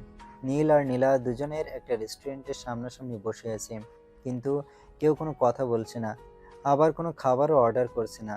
আর তখনই ওয়েটার এসে বলে, এক্সকিউজ মি ম্যাম, আপনারা কি কিছু অর্ডার করবেন? আমার জন্য একটা কোল্ড কফি দিন। উনি কিছু নেবেন কিনা ওটা ওনাকেই জিজ্ঞেস করুন। আমার জন্য ও একটা কোল্ড কফি নিয়ে আসেন, অন্য কিছু লাগবে না। তখন ওয়েটার সেখান থেকে চলে যায়। আর কিছুক্ষণ পর তাদের কফি এসে যায়। কফি খেতে খেতে নীলা বলে, কি বলবেন এক্ষুনি বলুন, আমার তাড়া আছে, এখানে বসে থাকলে চলবে না। দেখুন, আপনি যেটা দেখেছেন সেটা ভুল। আপনি প্লিজ এই বিষয়ে কাউকে কোনো কিছু বলবেন না। আমি এই বিষয়ে কাউকে কোনো কিছুই বলবো না। সেটা নিশ্চিত থাকতে পারেন, কিন্তু এটা আমি কোনোভাবে বিশ্বাস করতে পারবো না। যেটা আমি দেখেছি সেটা ভুল ছিল। প্লিজ নিলাম, বিলিভ মি, এটা সম্পূর্ণ ভুল। তুমি আমায় ভুল বোঝো না। এই যে মিস্টার, আমার ভুল বোঝা না বোঝায় আপনার কি এমন আসে যায়, যার জন্য আপনি 7 সমুদ্র নদী পার করে আমার নাম্বার জোগাড় করে আমাকে এখানে ডেকে এনেছেন? কি আসে যায় না যায় সেটা বলতে পারবো না, কিন্তু বলতে পারবো শুধু তুমি যেটা দেখেছো সেটা ভুল দেখেছো, এর একটু সত্যি নয়। ওয়েট ওয়েট, আপনি আমাকে তুমি করে কেন বলছেন? আমি তো সেটাই বুঝতে পারছি না। ও, আই এম সরি, আসলে ওটা ভুলে বলে ফেলেছি। যাই হোক, প্লিজ বিলিভ মি, ওটা ভুল ছিল। কিন্তু নীলা তখন নীলের কোনো কথা না শুনে চুপচাপ সেখান থেকে উঠে চলে গেল। এভাবে চলে গেল 2-3 দিন। ইতিমধ্যে নীল অনেকবার নীলাকে ফোন করেছে, কিন্তু নীলা কোনোভাবেই তার ফোন তুলছে না। তাই শেষ সিদ্ধান্ত নেই, সঙ্গে দেখা করতেই হবে, প্রয়োজন হলে তাদের বাড়িতে যাবে। এদিকে অফিসের অ্যাসিস্ট্যান্টও আজ 3 দিন ধরে অফিসে আসছে না। এর কারণ কি কিছুই বুঝতে পারছে না নীল। কিন্তু আজ সকালবেলা যখন অফিসে ঢুকলো তখনই দেখলো তার অ্যাসিস্ট্যান্ট অফিসে। তাই সে তার অ্যাসিস্ট্যান্টকে অফিসে আসতেই নিজের কেবিনে ডেকে নিল। কি ব্যাপার মিস নিশি, কোনো সমস্যা হয়েছে নাকি? আপনি আজ 3 দিন ধরে অফিসে আসছেন না কেন? আমি আপনার নাম্বার ডায়াল করেছিলাম, সুইচ অফ বলছিল। সেদিন হাত থেকে ফোনটা পড়ে গিয়ে ভেঙে গেছে, আর আমিও ওয়াশরুমে পড়ে গিয়ে কোমরে ব্যথা পেয়েছিলাম, তাই এই কদিন আসতে পারিনি। তখন নীল আর কোনো কথা না বলে নিজের কেবিনে চলে গেল আর কাজ করতে থাকলো। লাঞ্চ টাইম হবে হবে এমন সময় নিশি নীলের কেবিনে গেল। নীল তার ল্যাপটপে কাজ করছিল, এমন সময় নিশি হঠাৎ তাকে পিছন থেকে জড়িয়ে ধরে, আর সেটাই নীল অনেকটা ভয় পেয়ে যায়। তখন নীল পিছনে ফিরে তাকিয়ে নিশিকে দেখতে পেয়ে বলে, আরে, আপনি এখানে আসলেন কেন? Neel, please, will you marry me? Miss Nishi, are you seriously mad? আপনি সেদিন যেটা করেছেন সেটার জন্য নীলা আমাকে ভুল বুঝেছে। আজ 3 দিন ধরে আমার সঙ্গে কোনো কথাই বলছে না, এমনকি আমি তাকে ফোন করছি সেই কলটাও সে রিসিভ করছে না। আপনি কি চাইছেন বলেন তো? আমি তো অন্য কোনো কিছুই চাই না, শুধু তো আপনাকেই চাই। আর এখানে আমার অপরাধ কি, আমি সেটাই বুঝতে পারছি না। আপনার অপরাধ একটাই, যে আমি আপনাকে ভালোবাসি না, আর ভালোবাসা একতরফা হয় না। তাহলে কি আপনি নীলা ম্যাডামকে ভালোবাসেন? সেটাও আমি সঠিক বলতে পারবো না, শুধু এইটুকু বলতে পারবো, সেদিন আপনার ব্যবহারে নীলা অনেক কষ্ট পেয়েছে। আপনি যদি তাকে ভালো নাই বাসেন, তাহলে সে কষ্ট পেল বা না পেল তাতে আপনার কি আসে যায়? মিস নিশি, এটা অফিস, আর এখানে কাজ নিয়ে আলোচনা করা উচিত। আমি চাই না আপনি আমার পার্সোনাল বিষয় টেনে এখানে কথা বলেন, আর আমার পার্সোনাল বিষয়ে কথা বলার রাইট আমি আপনাকে দেইনি। তখন নিশি কোনো কথা না বলে চুপচাপ সেখান থেকে চলে যায়। আর নীল অফিসের কাজগুলো কোনো রকমে শেষ করে বিকেল 3টার মধ্যে অফিস থেকে বের হয়। উদ্দেশ্য নীলাদের বাড়িতে যাওয়া। সে অফিস থেকে বের হয়ে সোজা একটা ফুলের দোকানে চলে গেল, কারণ সে খুব ভালো করেই জানে নীলা তার উপর রাগ করে আছে, আর নীলার রাগ ভাঙানোর জন্য ফুলের কোনো ব্যতিক্রম নেই। তাই সে ফুলের দোকান থেকে অনেক সুন্দর একটা বুফে কিনে নেয়। আর নীলা চকলেট খেতে খুব ভালোবাসে, সেটা ভাবির কাছে শুনেছিল, তাই সে অনেকগুলো চকলেটও কিনে নেয়। এই সব কিছু নিয়ে সে ঘন্টাখানেকের মধ্যে নীলাদের বাড়িতে পৌঁছায়। আর কলিং বেল চাপ দিতে তাদের বাড়ির কাজের মেয়ে এসে দরজা খোলে। তাই তখন সে কাজের মেয়ের কাছে নীলার বিষয়ে জিজ্ঞাসা করলে সে বলে নীলা তার রুমে রয়েছে। তাই সে সেখানে আর এক মুহূর্ত দেরি না করে নীলার রুমের সামনে চলে যায়। কিন্তু সে সেখানে গিয়ে দেখতে পায় নীলার রুমের দরজা ভেতর থেকে বন্ধ। তাই সে দরজার সামনে দাঁড়িয়ে দরজার নক করে। নীলা প্লিজ, দরজাটা একবার খোলো। কিন্তু অনেকক্ষণ নক করবার পরও নীলা দরজা খুলছিল না। তাই অবশেষে নীল বলে, নীলা, তুমি যদি এইবার দরজা না খুলো তাহলে কিন্তু আমি সত্যি সত্যি চলে যাচ্ছি। আমি এত কষ্ট করে অফিসের কাজ শেষ করে তোমার সঙ্গে দেখা করতে এলাম, আর তুমি রুমের দরজা বন্ধ করে ঘরের ভেতর বসে আছো। আচ্ছা ঠিক আছে, বসেই থাকো, আমি চলে যাচ্ছি। কথাটা বলে নীল সেখান থেকে চলে যেতে চাইছিল। এমন সময় পিছন থেকে নীলা দরজা খুলে বলে। ভেতরে আসুন। তখন নীল আর কোনো কথা না বলে চুপচাপ রুমের ভেতরে আসে, আর তার কিনে আনা গিফটগুলো নীলার হাতে তুলে দেয়। আপনাকে এইসব আনার কথা কে বলেছে? কেউ বলেনি তো, আমি নিজেই এনেছি। কারণ আমাকে ভালো করে জানি তুমি এই জিনিসগুলো খুব পছন্দ করো, তাই আনলাম। আমি তো আপনাকে একবারই বলেছি আপনি আমাকে তুমি করে বলবেন না, তারপরও আপনি কেন আমাকে তুমি করে বলার সাহস দেখাচ্ছেন? আমার কেন জানি না আপনি আপনি শব্দটা মুখে আসছে না। আমি তোমাকে আপনি আপনি করে বলতে পারছি না। আচ্ছা ঠিক আছে, এখন বলুন আপনি এখানে কেন এসেছেন? তোমার সঙ্গে দেখা করতে এসেছি। আচ্ছা যাই হোক, যদি কিছু মনে না করো আমাকে একটা কফি খাওয়াতে পারবে? তখন নীলা হ্যাঁ বা না কোনো উত্তর না দিয়ে রুম থেকে বের হয়ে নিচে চলে যায় এবং নীলের জন্য এক কাপ কফি বানিয়ে নিয়ে আসে। কফিটা নীলের হাতে তুলে দিতে নীল বলে, কি ব্যাপার নীলা, তোমাকে আমার জন্য আনতে বললাম, সেই জন্য তুমি একটা কফি বানিয়ে আনলে। আমি এটা একা একা খাবো নাকি? আমার এখন কফি খাওয়ার মুড নেই, তাই আমি আপনার জন্য বানিয়ে নিয়েছি।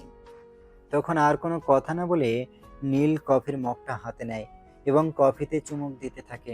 কিছুটা খাওয়ার পর সে নীলার দিকে তাকিয়ে বলে, এক চমক নাও, আমার একা খেতে ভালো লাগছে না। একা একা যদি খেতে না পারেন তাহলে আপনার অফিসের ওই রঙ্গিলা অ্যাসিস্ট্যান্টকে ডেকে নেন, সময় দিতেই চায়, সে তো আপনাকে সময় দিতেই চায়, তার তো অফুরন্ত সময়, তাকে ডেকে নেন। প্লিজ নীলা, এখানে তুমি আর আমি ছাড়া অন্য কেউ নেই, তাই আমি চাই না অন্য কাউকে এখানে টেনে আনো। তখন নীলা আর কোনো কথা না বলে চুপচাপ বসে থাকে। আর নীল তখন কফির মগটা নীলার মুখের সামনে তুলে ধরে। নীলা মুখ খুলে কিছু একটা বলতে চাইছিল, তখনই নীল মগ থেকে কিছুটা কফি নীলার মুখে ঢেলে দেয়। কফিটা খুবই গরম ছিল, মুখে থাকলে জিহ্বা পুড়ে যেতে পারে। তাই নীলা কিছু না বলে কফিটা গিলে আর তারপর বলে, এটা কি করলেন আপনি? তোমাকে তো আমি বললাম যে আমার একা খেতে মন চাইছে না, তাই তো একটু তোমাকে খাইয়ে দিলাম, আর বাকিটা আমি খেয়ে নেব। কথাটা বলে আর কোনো উত্তরের অপেক্ষা না করে নীল কফিটা শেষ করে নেয়। তারপর নীলাকে বলে, নীলা, বেরোবে একটু আমার সাথে? না, আমার বাইরে যেতে ভালো লাগে না। আর আপনার সাথে তো প্রশ্নই ওঠে না, কারণ আপনার তো বাইরে যাওয়ার মতো মানুষ আছে। আপনার যদি বাইরে যাওয়ার ইচ্ছা থাকে তাহলে আপনি তাকেই নিয়ে যান। প্লিজ নীলা, ওসব কথা টেনো না। আমি ওইসব কথার মধ্যে যেতে চাইছি না। আমি তোমাকে যেটা বলতে চাই যে তুমি সেটা বোঝার চেষ্টা করো। কিন্তু নীলা সেই সব কথা শুনতে রাজি না। নীল এখন যতক্ষণ নীলার সামনে থাকবে নীলার রাগ যেন বেড়েই চলেছে। তাই নীলা নীলকে বলে, আপনার যদি কথা বলা শেষ হয়ে থাকে তাহলে আপনি এখন আসতে পারেন। আমি আর আপনার সঙ্গে কোনো কথা বলতে ইচ্ছুক নই। নীলা, প্লিজ এভাবে বলতে হয় না। তুমি একটু ভালো করে কথা বলো আমার সাথে। আমি আপনার গার্লফ্রেন্ড নাকি নাকি বিয়ে করা বউ যে আমি আপনার সঙ্গে রসের আলাপ করব? রসের আলাপ করার জন্য তো আপনার অফিসের অ্যাসিস্ট্যান্ট হয়েছে। আপনার যদি রসের আলাপ করবার এতই প্রয়োজন পড়ে তাহলে আপনি তার কাছে যাচ্ছেন না কেন? Nila please, don't cross your limit. তুমি কিন্তু আমার ধৈর্যের বাঁধ ভেঙে দিচ্ছ বলে দিলাম। আপনার যদি সেটা মনে হয়ে থাকে তাহলে তাই, আমি আর কিছুই বলতে চাই না। Please leave me alone. আমি যাব না এখান থেকে, আর তোমাকে আমি একা থাকতে দেব না। আমি এখানেই থাকবো আর তোমার সাথেই থাকবো। দেখি আমি তুমি কি করতে পারো। প্রয়োজন পড়লে আমি আপনাকে বাড়ি থেকে বের করে দিব, কিন্তু আমার মনে হয় সেটার প্রয়োজন হবে না, কারণ আপনি তো ভদ্র ফ্যামিলির মানুষ। ভদ্রতা বলতে হয়তো কিছুটা আপনার মধ্যে আছে। কিন্তু সেই সব কথা যেন নিজের কান পর্যন্ত পৌঁছাচ্ছিল না। সে তার মতো করে রয়েছে। ঠিক তখনই নীলাম তার হাত ধরে আর রুমের বাইরে বের করে দিতে চাইছিল, কিন্তু নীল সেটা হতে না দিয়ে নীলাকে ঘুরিয়ে দিয়ে নীলার দিকে এগোতে শুরু করে। নীলা এক পা এক পা করে পিছাতে পিছাতে বলে, কি ব্যাপার, আপনি এইভাবে আমার দিকে এগোচ্ছেন কেন? তুমি আমার কথা শুনতে চাইছো না, এখন আমি তোমাকে আমার কথা শোনাবো। কথাটা বলে নীল নীলার দিকে এগোতে থাকে আর নীলা পেছনের দিকে পেছাতে থাকে। নীল এভাবে তার দিকে এগোচ্ছে এটা দেখে নীলা অনেকটাই ভয় পেয়ে যায়, কারণ সারা বাড়িতে সে ছাড়া আর কেউ নেই, কারণ তার বাবা এখনো নীলদের বাড়িতে রয়েছে আর কাজের মেয়েটা হয়তো এতক্ষণে চলে গেছে। নীলা কাঁপা কাঁপা গলায় বলতে থাকে, আরে আপনি এইভাবে আমার দিকে এগোচ্ছেন কেন? বললাম তো, যাতে তুমি আমার কথা শুনতে বাধ্য হও সেটার ব্যবস্থা করব। ততক্ষণে নীলার পিঠ দেয়ালে ঠেকে গেছে। সে আর পিছাতে পারছে না, কোনো রকমে নীলের কাছ থেকে পালাতেও পারছে না। তাই সে নীলকে বলতে থাকে, দেখুন একদমই ভালো হচ্ছে না, কিন্তু আপনি এখান থেকে সরুন আর আমাকে যেতে দিন, তা না হলে কিন্তু আমি চিৎকার করতে শুরু করব। সে তোমার যা ইচ্ছা তুমি তাই করতে পারো। আমি তোমাকে এই বিষয়ে কোনো বাধা দেব না, কারণ আমি খুব ভালো করে জানি সারা বাড়িতে কেউ নেই, আর তোমার চিৎকার শুনে যদি আশপাশ বাড়ির কেউ চলে আসে তাহলে মান ইজ্জত তোমার যাবে, আমার নয়। তখন নীলা মনে মনে ভেবে নিল সেটা একদম ঠিক কথাই বলছে, কারণ আশেপাশের মানুষ চলে আসলে তার মান ইজ্জত বলতে কোনো কিছুই থাকবে না। কারণ নীলকে এখানকার কেউ চেনে না, তাই সে নীলকে রিকোয়েস্ট করে বলতে থাকে। প্লিজ, আমি আপনাকে রিকোয়েস্ট করে বলছি আপনি এখান থেকে চলে যান। নীল ততক্ষণে তার একদম কাছাকাছি চলে গেছে। নীল আর তার মাঝে 1 ইঞ্চিও ফারাক নেই, এতটাই কাছাকাছি। নীলা ততক্ষণে নিজের চোখ বন্ধ করে নিয়েছে আর আল্লাহর নাম জপ করছে, কারণ সে ভাবতেই পারছে না তার সঙ্গে কি হতে চলেছে। এদিকে নীল এই বিষয়টা একদম এনজয় করছে। নীলার এতটাই কাছে চলে গেছে, নীলার বুকের ধড়পড়ানি সে স্পষ্ট শুনতে পাচ্ছে। ভয়ে নীলার ঠোঁটগুলো কাঁপছে। নীলের মন চাইছে একবার আলতো করে তার ঠোঁটে একটু ভালোবাসার পরশ এঁকে দিতে, কিন্তু সে পরক্ষণেই ভাবছে এটা করা ঠিক হবে না। তখন নীল তার হাতের আঙুলটা নীল আর তুই ঠোঁটের উপর রেখে বলতে থাকে। কি ব্যাপার ম্যাডাম, এবার আমার কথা শুনবে নাকি একটু আদর করে দেব? কি বলবেন বলেন। আমি আপনার সব কথা শুনতে রাজি আছি। তোতলাতে তোতলাতে নীলা এই কথাগুলো বলছে, সেটা দেখে নীলের প্রচন্ড হাসি পাচ্ছে। তাই সে হেসে দিয়েই বলতে লাগলো। আসলে এভাবেই হয়তো কুকুরের বাঁকা লেজ সোজা করতে হয়, তাই না? আপনি কি আমার সঙ্গে মজা করছেন নাকি? সিরিয়াসলি ডার্লিং, আমি তোমার সঙ্গে মজা করতে যাব কেন? তাহলে আপনি এভাবে হাসছেন কেন? এখানে হাসার কি হলো? আমি তো সেটাই বুঝতে পারছি না। এইদিকে ভয়ে আমার কলিজা শুকিয়ে যাচ্ছে আর আপনি হাসছেন। আচ্ছা বাদ দাও ওসব কথা, এখন তুমি আমার সঙ্গে বাইরে যাচ্ছ কিনা সেটাই বলো। আচ্ছা ঠিক আছে, আমি যাব আপনার সঙ্গে। তখনই নীল বলতে থাকে, এইভাবে যাওয়া হবে না, নীলাকে একটা শাড়ি পরতে হবে। এরপর সে নীলাকে নিয়ে ঘুরতে বের হবে। কিন্তু নীলা তাতে সম্পূর্ণ অমত পোষণ করলো, কারণ সে শাড়ি পরতেই জানে না। তাই নীল তাকে বলে। কোনো সমস্যা নেই ডার্লিং, আমি তোমাকে শাড়ি পরিয়ে দেব। আমি অনেক সুন্দর করে শাড়ি পরাতে জানি। মাথা কি আপনার খারাপ হয়েছে নাকি আমার খারাপ হয়েছে? আমি তো সেটাই বুঝতে পারছি না। আপনি ভাবলেন কি করে যে আমি আপনার থেকে শাড়ি পরবো? সমস্যা এটাই যে আমি আপনার থেকে কোনোভাবেই শাড়ি পরবো না। তাতে কি হয়েছে? এখানে তো তুমি আর আমি ছাড়া অন্য কেউ নেই, কিন্তু দেখবে না যে আমি তোমাকে শাড়ি পরিয়ে দিচ্ছি, তাহলে সমস্যাটা কোথায়? একদমই নয়। আচ্ছা ঠিক আছে, তবে আপনার চোখ বন্ধ করে আমাকে শাড়ি পরিয়ে দিতে হবে। ওকে মাই ডিয়ার, কিন্তু তোমাকে শাড়ি পরেই আমার সঙ্গে বের হতে হবে। তখন নীলা আলমারি থেকে একটা শাড়ি বের করে এবং ওয়াশরুমে গিয়ে পেটিকোট আর ব্লাউজ পরে আসে। আর রুমে এসে নীলের চোখ দুটো বেঁধে দেয় আর নীলকে বলে শাড়ি পরিয়ে দিতে। তখন নীল হাতের ইশারায় শাড়ি পরাতে শুরু করে। শাড়ি পরানো প্রায় শেষ, আঁচলটা ঠিক করে দিতে যাবে অমনি হঠাৎ নীলের হাত চলে যায় নীলার বুকের ওপর। আর নীল নিজেকে কন্ট্রোল করতে না পেরে একটু চেপে ধরে। হাজার হোক সে একটা পুরুষ মানুষ আর একটা মেয়েকে ফাঁকা বাড়িতে পেয়েছে বলে কথা। নীলা তখনই কেঁপে ওঠে আর ধাক্কা দিয়ে নীলকে সরিয়ে দিয়ে বলে। এ কি করছেন কি আপনি এটা? এই জন্যই আপনাকে বলেছিলাম আমাকে শাড়ি পরিয়ে দিতে হবে না। আই এম সো সরি, আসলে এগুলো এতটাই নরম যে আমি ভেবেছিলাম হয়তো তুলোর বালিশ।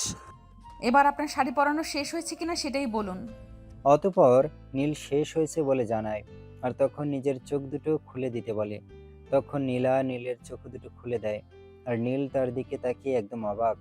শাড়িতে নীলাকে একদম পরীর মতো লাগছে, তাই সে একদম অপলক দৃষ্টি নিয়ে নীলার দিকে তাকিয়েছে। এটা দেখে নীলা তার চোখের সামনে আঙুলে তুড়ি দিয়ে বলে।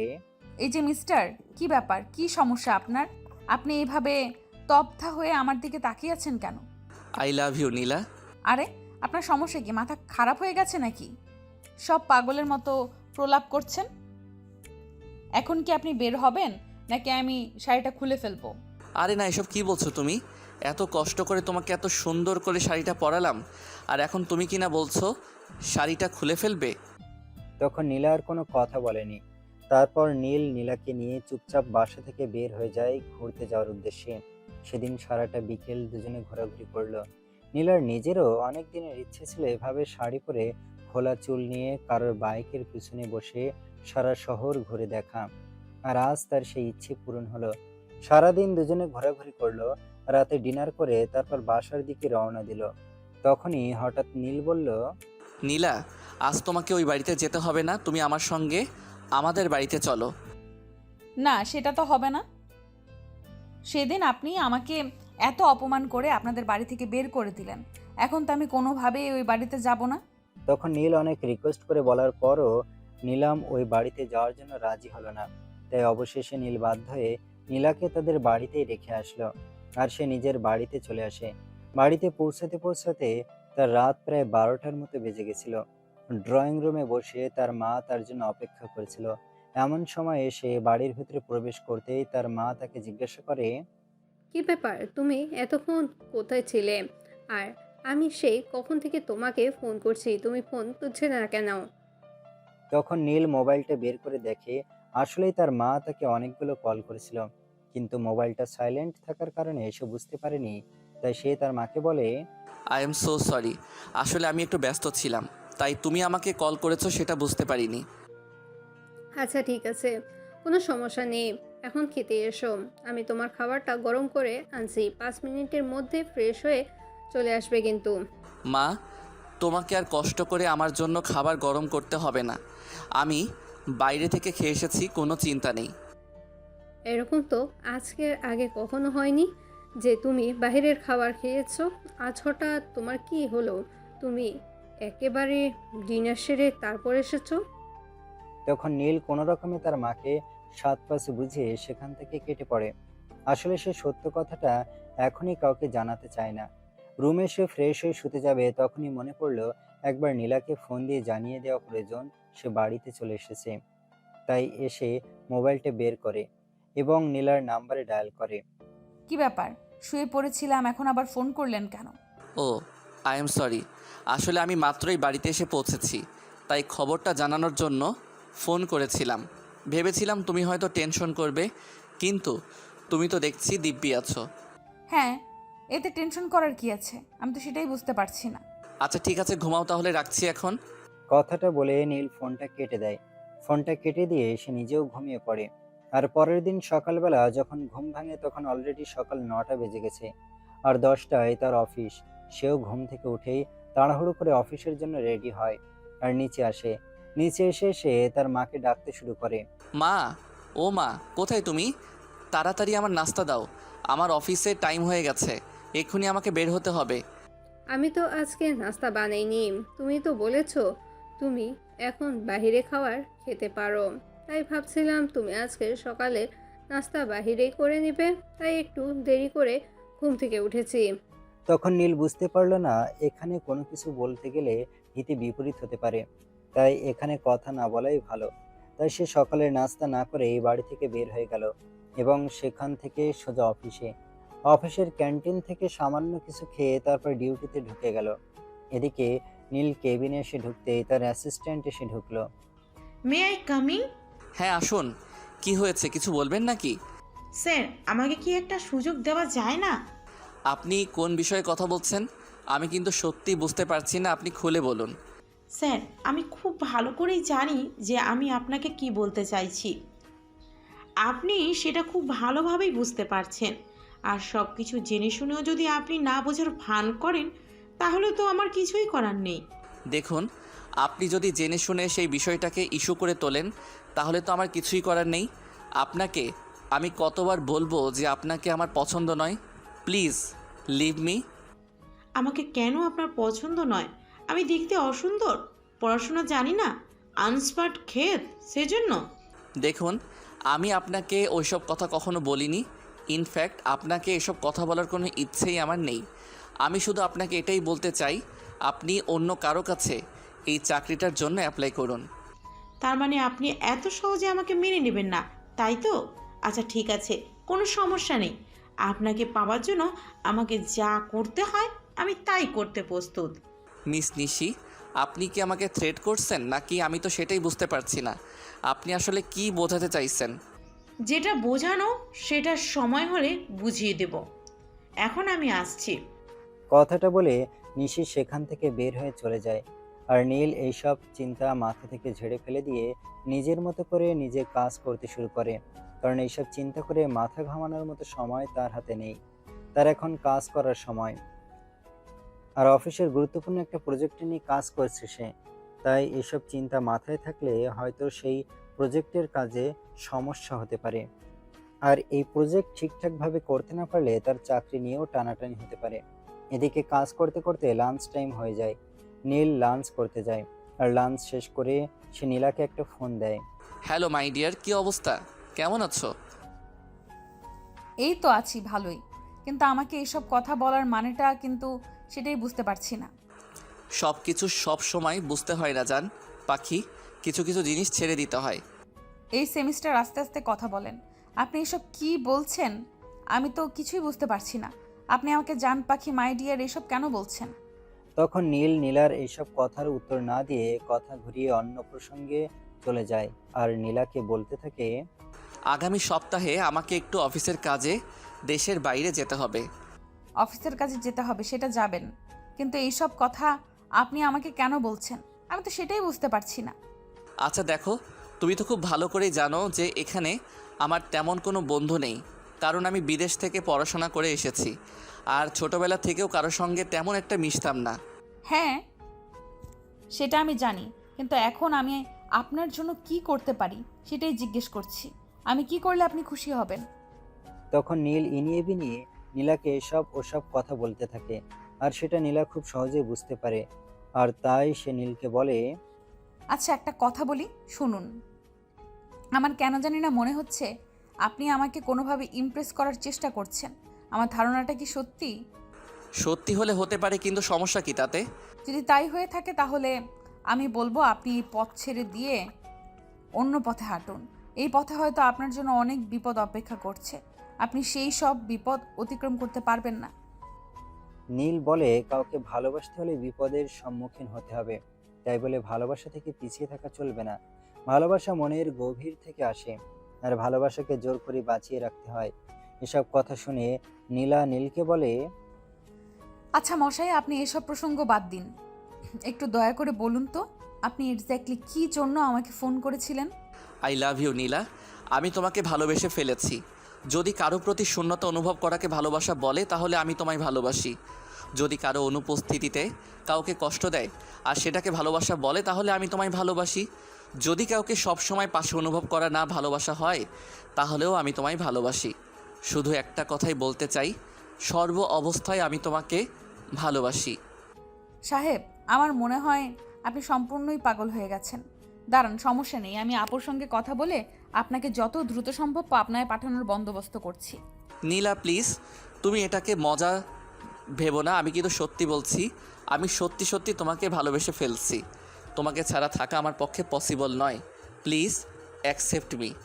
শোনেন, আগামীকাল আমার ইউনিভার্সিটি থেকে আমি পিকনিকে যাচ্ছি, কক্সবাজারে 4 দিনের জন্য।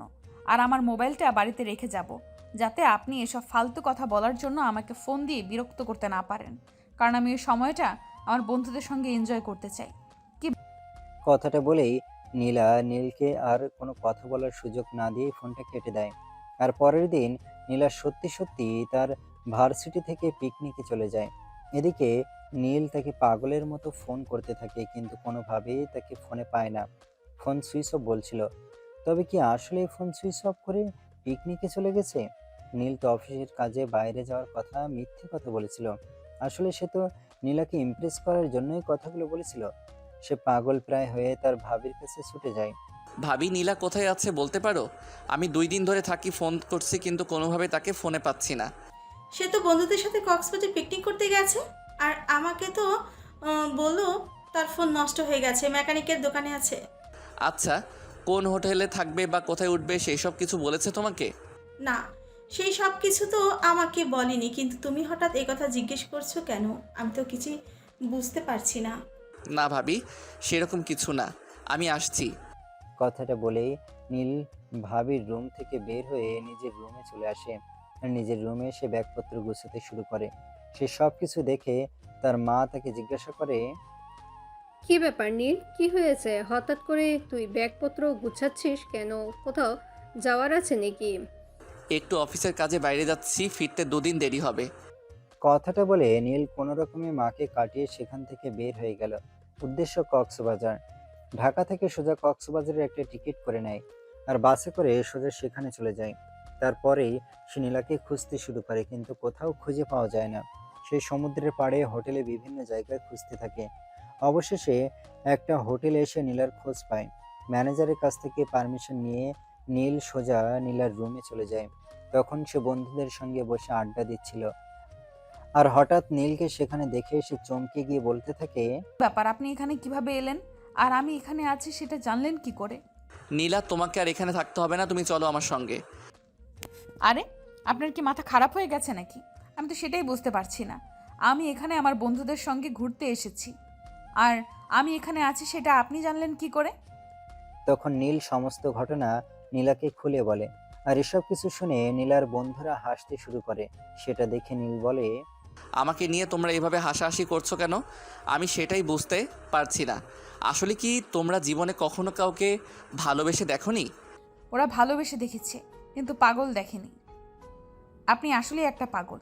হ্যাঁ, তুমি যদি আমাকে পাগল বানিয়ে রাখতে চাও তাহলে আমি আসলেই পাগল, তবে শুধু সেটা তোমার জন্য, অন্য কারোর জন্য নয়। এখন তুমি চলো তো আমার সঙ্গে। তখন নীলার বন্ধুরা বলতে থাকে, নীলা এখন কোনোভাবেই এখান থেকে যেতে পারবে না, কারণ তারা সবাই বাবা মায়ের সঙ্গে বলে এসেছে নীলা এখানে এসেছে বলেই তারা এসেছে। আর নীলার ভরসাতেই সবার বাবা মা রাজি হয়ে এখানে আসতে দিয়েছে। কিন্তু এখন যদি নীলা চলে যায় আর সেটা কোনোভাবেও তাদের বাবা মা জানতে পারে, তাহলে তাদের অবস্থা খারাপ করে ছেড়ে দেবে। তখন নীল সবার সামনেই বলতে থাকে, আচ্ছা ঠিক আছে, কোনো সমস্যা নেই। তাহলে তোমরা যে কয়দিন এখানে থাকছো আমিও এখানে থাকছি। আপনি এখান থেকে যাবেন নাকি আমি এক্ষুনি বাড়িতে ফোন দিয়ে সব কিছু বলে দিব? আপনি আমাকে বিরক্ত করবার জন্য এখানেও চলে এসেছেন? তখন নীল একটু মুচকি হাসি দিয়ে বলতে থাকে, সে তোমার ইচ্ছে থাকলে তুমি করতেই পারো, কিন্তু আমি বাড়িতে বলে এসেছি আমি অফিসের কাজে বাইরে যাচ্ছি। এখন যদি তুমি সবাইকে ফোন দিয়ে এটা বলো তাহলে বাকি বিষয়টা সামনে নেওয়ার দায়িত্ব তোমার। আমি কিছুই জানি না। আপনি এরকম কেন করছেন? আমি তো সেটাই বুঝতে পারছি না। প্লিজ আপনি এখান থেকে চলে যান। কিন্তু নীল তো সিদ্ধান্ত নিয়েই ফেলেছে, সে এখন আর কোনো কথাই শুনবে না। নীলা এখানে যতদিন থাকছে সেও এখানে ততদিন থাকবে। তাই সে ব্যাগ রেখে ম্যানেজারের কাছে চলে যায় আর একটা রুম তার জন্য বুকিং করে নেয়। আর এইসব কিছু দেখে নীলার বন্ধুরা নীলাকে নিয়ে হাসাহাসি করেছিল। নীলা এই বিষয়টা কোনোভাবেই মেনে নিতে পারছিল না। তাই সে নীলের কাছে যায় আর নীলকে বলে, আপনি এখানে কেন এসেছেন? তোমাকে কতবার ফোন দিয়েছি, তোমার ফোনটা সুইচ অফ কেন? আপনাকে তো আমি এখানে আসার আগেই বলে দিয়েছিলাম আমার ফোনটা সুইচ অফ করে তারপর এই বাড়ি থেকে বের হব। তারপরও কেন আপনি আমার সঙ্গে যোগাযোগ করার চেষ্টা করেছেন? আর এইখানে বা কোন সাহসে চলে এসেছেন? নীলা, আমি প্রতিটা মুহূর্তে তোমার অনুপস্থিতি অনুভব করি। তোমাকে ছাড়া আমি একটা মুহূর্ত থাকতে পারি না, তাই পাগলের মতো এখানে ছুটে চলে এসেছি। Please Nila, accept me. তখন নীলা তার বন্ধুদের অনেক বুঝিয়ে সুঝিয়ে নীলকে নিয়ে বাড়িতে চলে আসে। আর বাড়িতে এসে নীলা নিজেই সমস্ত ঘটনা সবাইকে খুলে বলে। সবকিছু শুনে নীলের মা নীলাকে বলে, দেখো মা, ছেলেটা তো আমার, ছেলেটার সম্পর্কে আমি কিন্তু খুব ভালো করেই জানি। তাই আমি তোমাকে রিকোয়েস্ট করব, আমার ছেলে যদি তোমাকে সত্যি ভালোবাসে থাকে তাহলে তুমি তার ভালোবাসাকে একসেপ্ট করে নাও। আমার ছেলেটা হয়তো একটু রাগী, কিন্তু খারাপ নয়। কিন্তু আন্টি, আমার বাবা এখনো বেঁচে আছেন। আমাদের দুই ভাই বোনের একমাত্র গার্ডিয়ান হিসেবে আমি আমার বাবার পারমিশন ছাড়া কিছুই করতে পারবো না। যদিও অন্য কোনো ছেলেকে আমার পছন্দ নয় বা কোনো রিলেশনশিপেও আমি অ্যাক্টিভ নয়। ঠিক আছে মা, তুমি রাজি আছো এতে হবে। আমি তোমার বাবার সঙ্গে কথা বলে তোমার বাবাকে রাজি করিয়ে দিব। তাছাড়া আমি খুব ভালো করেই জানি তোমার বাবা আমার ছেলের বিষয়ে কখনো অমত করবে না, কারণ আমি তোমার বোনের যখন বিয়ে সম্বন্ধ নিয়ে গিয়েছিলাম তখন তুমি নিজের চোখে দেখেছিলে তোমার বাবা এক কথাতে রাজি হয়ে গেছিল। তারপর সবাই এটাই আলোচনা করতে থাকে বিয়েটা কবে দেওয়া যায় আর কিভাবে দেওয়া যায়। আর ঠিক এমন সময় একটা কালবৈশাখীর ঝড় সেখানে এসে উপস্থিত হয়। বাহ নীল বাহ, এতদিন ধরে আমার সঙ্গে সম্পর্ক করে এখন কিনা ভাইয়ের শালীকে বিয়ে করতে চলেছ? আরে মিস নিশা, আপনি কি বলছেন? আপনার কি মাথা খারাপ হয়ে গেছে নাকি? আর আপনি আমার বাড়ির ঠিকানা জানলেন কি করে? আপনি আমার সঙ্গে এত বড় একটা কাজ করতে পেরেছেন আর আমি আপনার বাড়ির ঠিকানা জোগাড় করতে পারবো না? এটা তো হতে পারে না। আমি কি কাজ করলাম আমি তো সেটাই বুঝতে পারছি না। আসলে আপনি কি বলতে চাইছেন আর কি বোঝাতে চাইছেন বিষয়টা একটু খুলে বলবেন? তখন নিশি সবার সামনে বলতে থাকে তার নাকি নীলের সঙ্গে দীর্ঘদিনের সম্পর্ক, আর তার পেটে নাকি নীলের সন্তান, আর এখন নাকি নীল থেকে অস্বীকার করছে। কথাটা বলতে দেরি হলো, কিন্তু নীলা সেখান থেকে উঠে গিয়ে নিশির দুই গালে ঠাস ঠাস করে দুইটা চড় বসাতে দেরি হলো না। তারপর নিশিকে নীলা বলতে থাকে, এখান থেকে বের হয়ে যাবি নাকি উষ্টা মেরে বের করে দিব? দেখুন, আপনি কিন্তু ভুল করছেন। নীলের সঙ্গে আমার সত্যি একটি সম্পর্ক রয়েছে, আর নীলের সন্তান আমার পেটে। তাই এমন কিছু করবেন না যাতে আমি আইনের দ্বারস্থ হতে বাধ্য হই। তোর যা খুশি তুই তা কর, কিন্তু এখান থেকে উষ্টা খাওয়ার আগে বের হয়ে যা।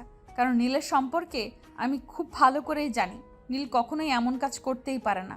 তোদের মতো মেয়েদের আমার খুব ভালো করেই জানা আছে। তুই এক্ষুনি এখান থেকে বের হয়ে যা, আমি তোর চেহারাটাও দেখতে চাইছি না। কিন্তু নিশি সেখান থেকে যেতেই চাইছে না, কারণ সে আজ পাকাপোক্তভাবে এখানে থেকে যাওয়ার জন্য এসেছে। আর এদিকে নীলাও তাকে কোনোভাবেই নীলের ভালোবাসার দখল নিতে দেবে না। তাই সে নিজেকে আবারও বলে, তুই এখান থেকে বের হবি নাকি আমি তোকে উষ্টা মেরে বের করে দেব। তখন নিশি আর কোনো উপায়ান্তরে না দেখে সেখান থেকে বের হয়ে চলে গেল। আর তখন নীলার পিছনে এসে দাঁড়ালো আর নীলার কাঁধে হাত রেখে বলতে থাকলো, বাহ, তুমি পারবে নিজের ভালোবাসাকে ধরে রাখতে। হ্যাঁ, তো যখন জানি ভালোবাসাটা শুধুই আমার, তখন আমি আমার ভালোবাসা অন্য কাউকে ভালোবাসতে দেব কেন? তাহলে সেদিন তুমি আমার সঙ্গে এরকম ব্যবহার কেন করেছিলে? সেদিন তো আমি তোমাকে কত রিকোয়েস্ট করে বলেছিলাম আমার কথা একবার বিশ্বাস করবার জন্য, কিন্তু সেদিন তো তুমি কোনোভাবেই আমার কোনো কথাই শুনতে চাইছিলে না। আসলে সেদিন আমি ওই মেয়েটাকে তোমার খুব কাছাকাছি দেখে কোনোভাবেই সহ্য করতে পারছিলাম না, তাই তো এরকম বিহেভ করেছিলাম। কিন্তু এখন তো আমি বুঝতে পারলাম যে তুমি অন্য কাউকে নয়, শুধুই আমাকে ভালোবাসো। আর নিজের ভালোবাসাকে তো নিজেকেই ধরে রাখতে হবে। আমি কেন এটা অন্যের হাতে তুলে দেব? আমার ভালোবাসা আমি আগলে রাখবো। সত্যি তুমি আমাকে এতটা ভালোবাসো? কেন, আমার ভালোবাসা বুঝি তোমার বিশ্বাস হয় না? হবে না কেন? যদি বিশ্বাস নাই করতাম তাহলে কি এতদিন ধরে তোমার পেছনে পাগলের মতো ছুটে বেড়াতাম? তাহলে আজ আবার আমায় একবার প্রপোজ করো তো। নীলার কথায় নীল আর এক মুহূর্ত দেরি না করে পরিবারের সবার সামনে নীলাকে আবারও প্রপোজ করলো। আর নীলা সেই প্রপোজাল অ্যাকসেপ্ট করে নীলকে তার বুকে টেনে নিল। তারপর দুজনে মিলে সূচনা করলো নতুন একটা ভালোবাসার গল্পের।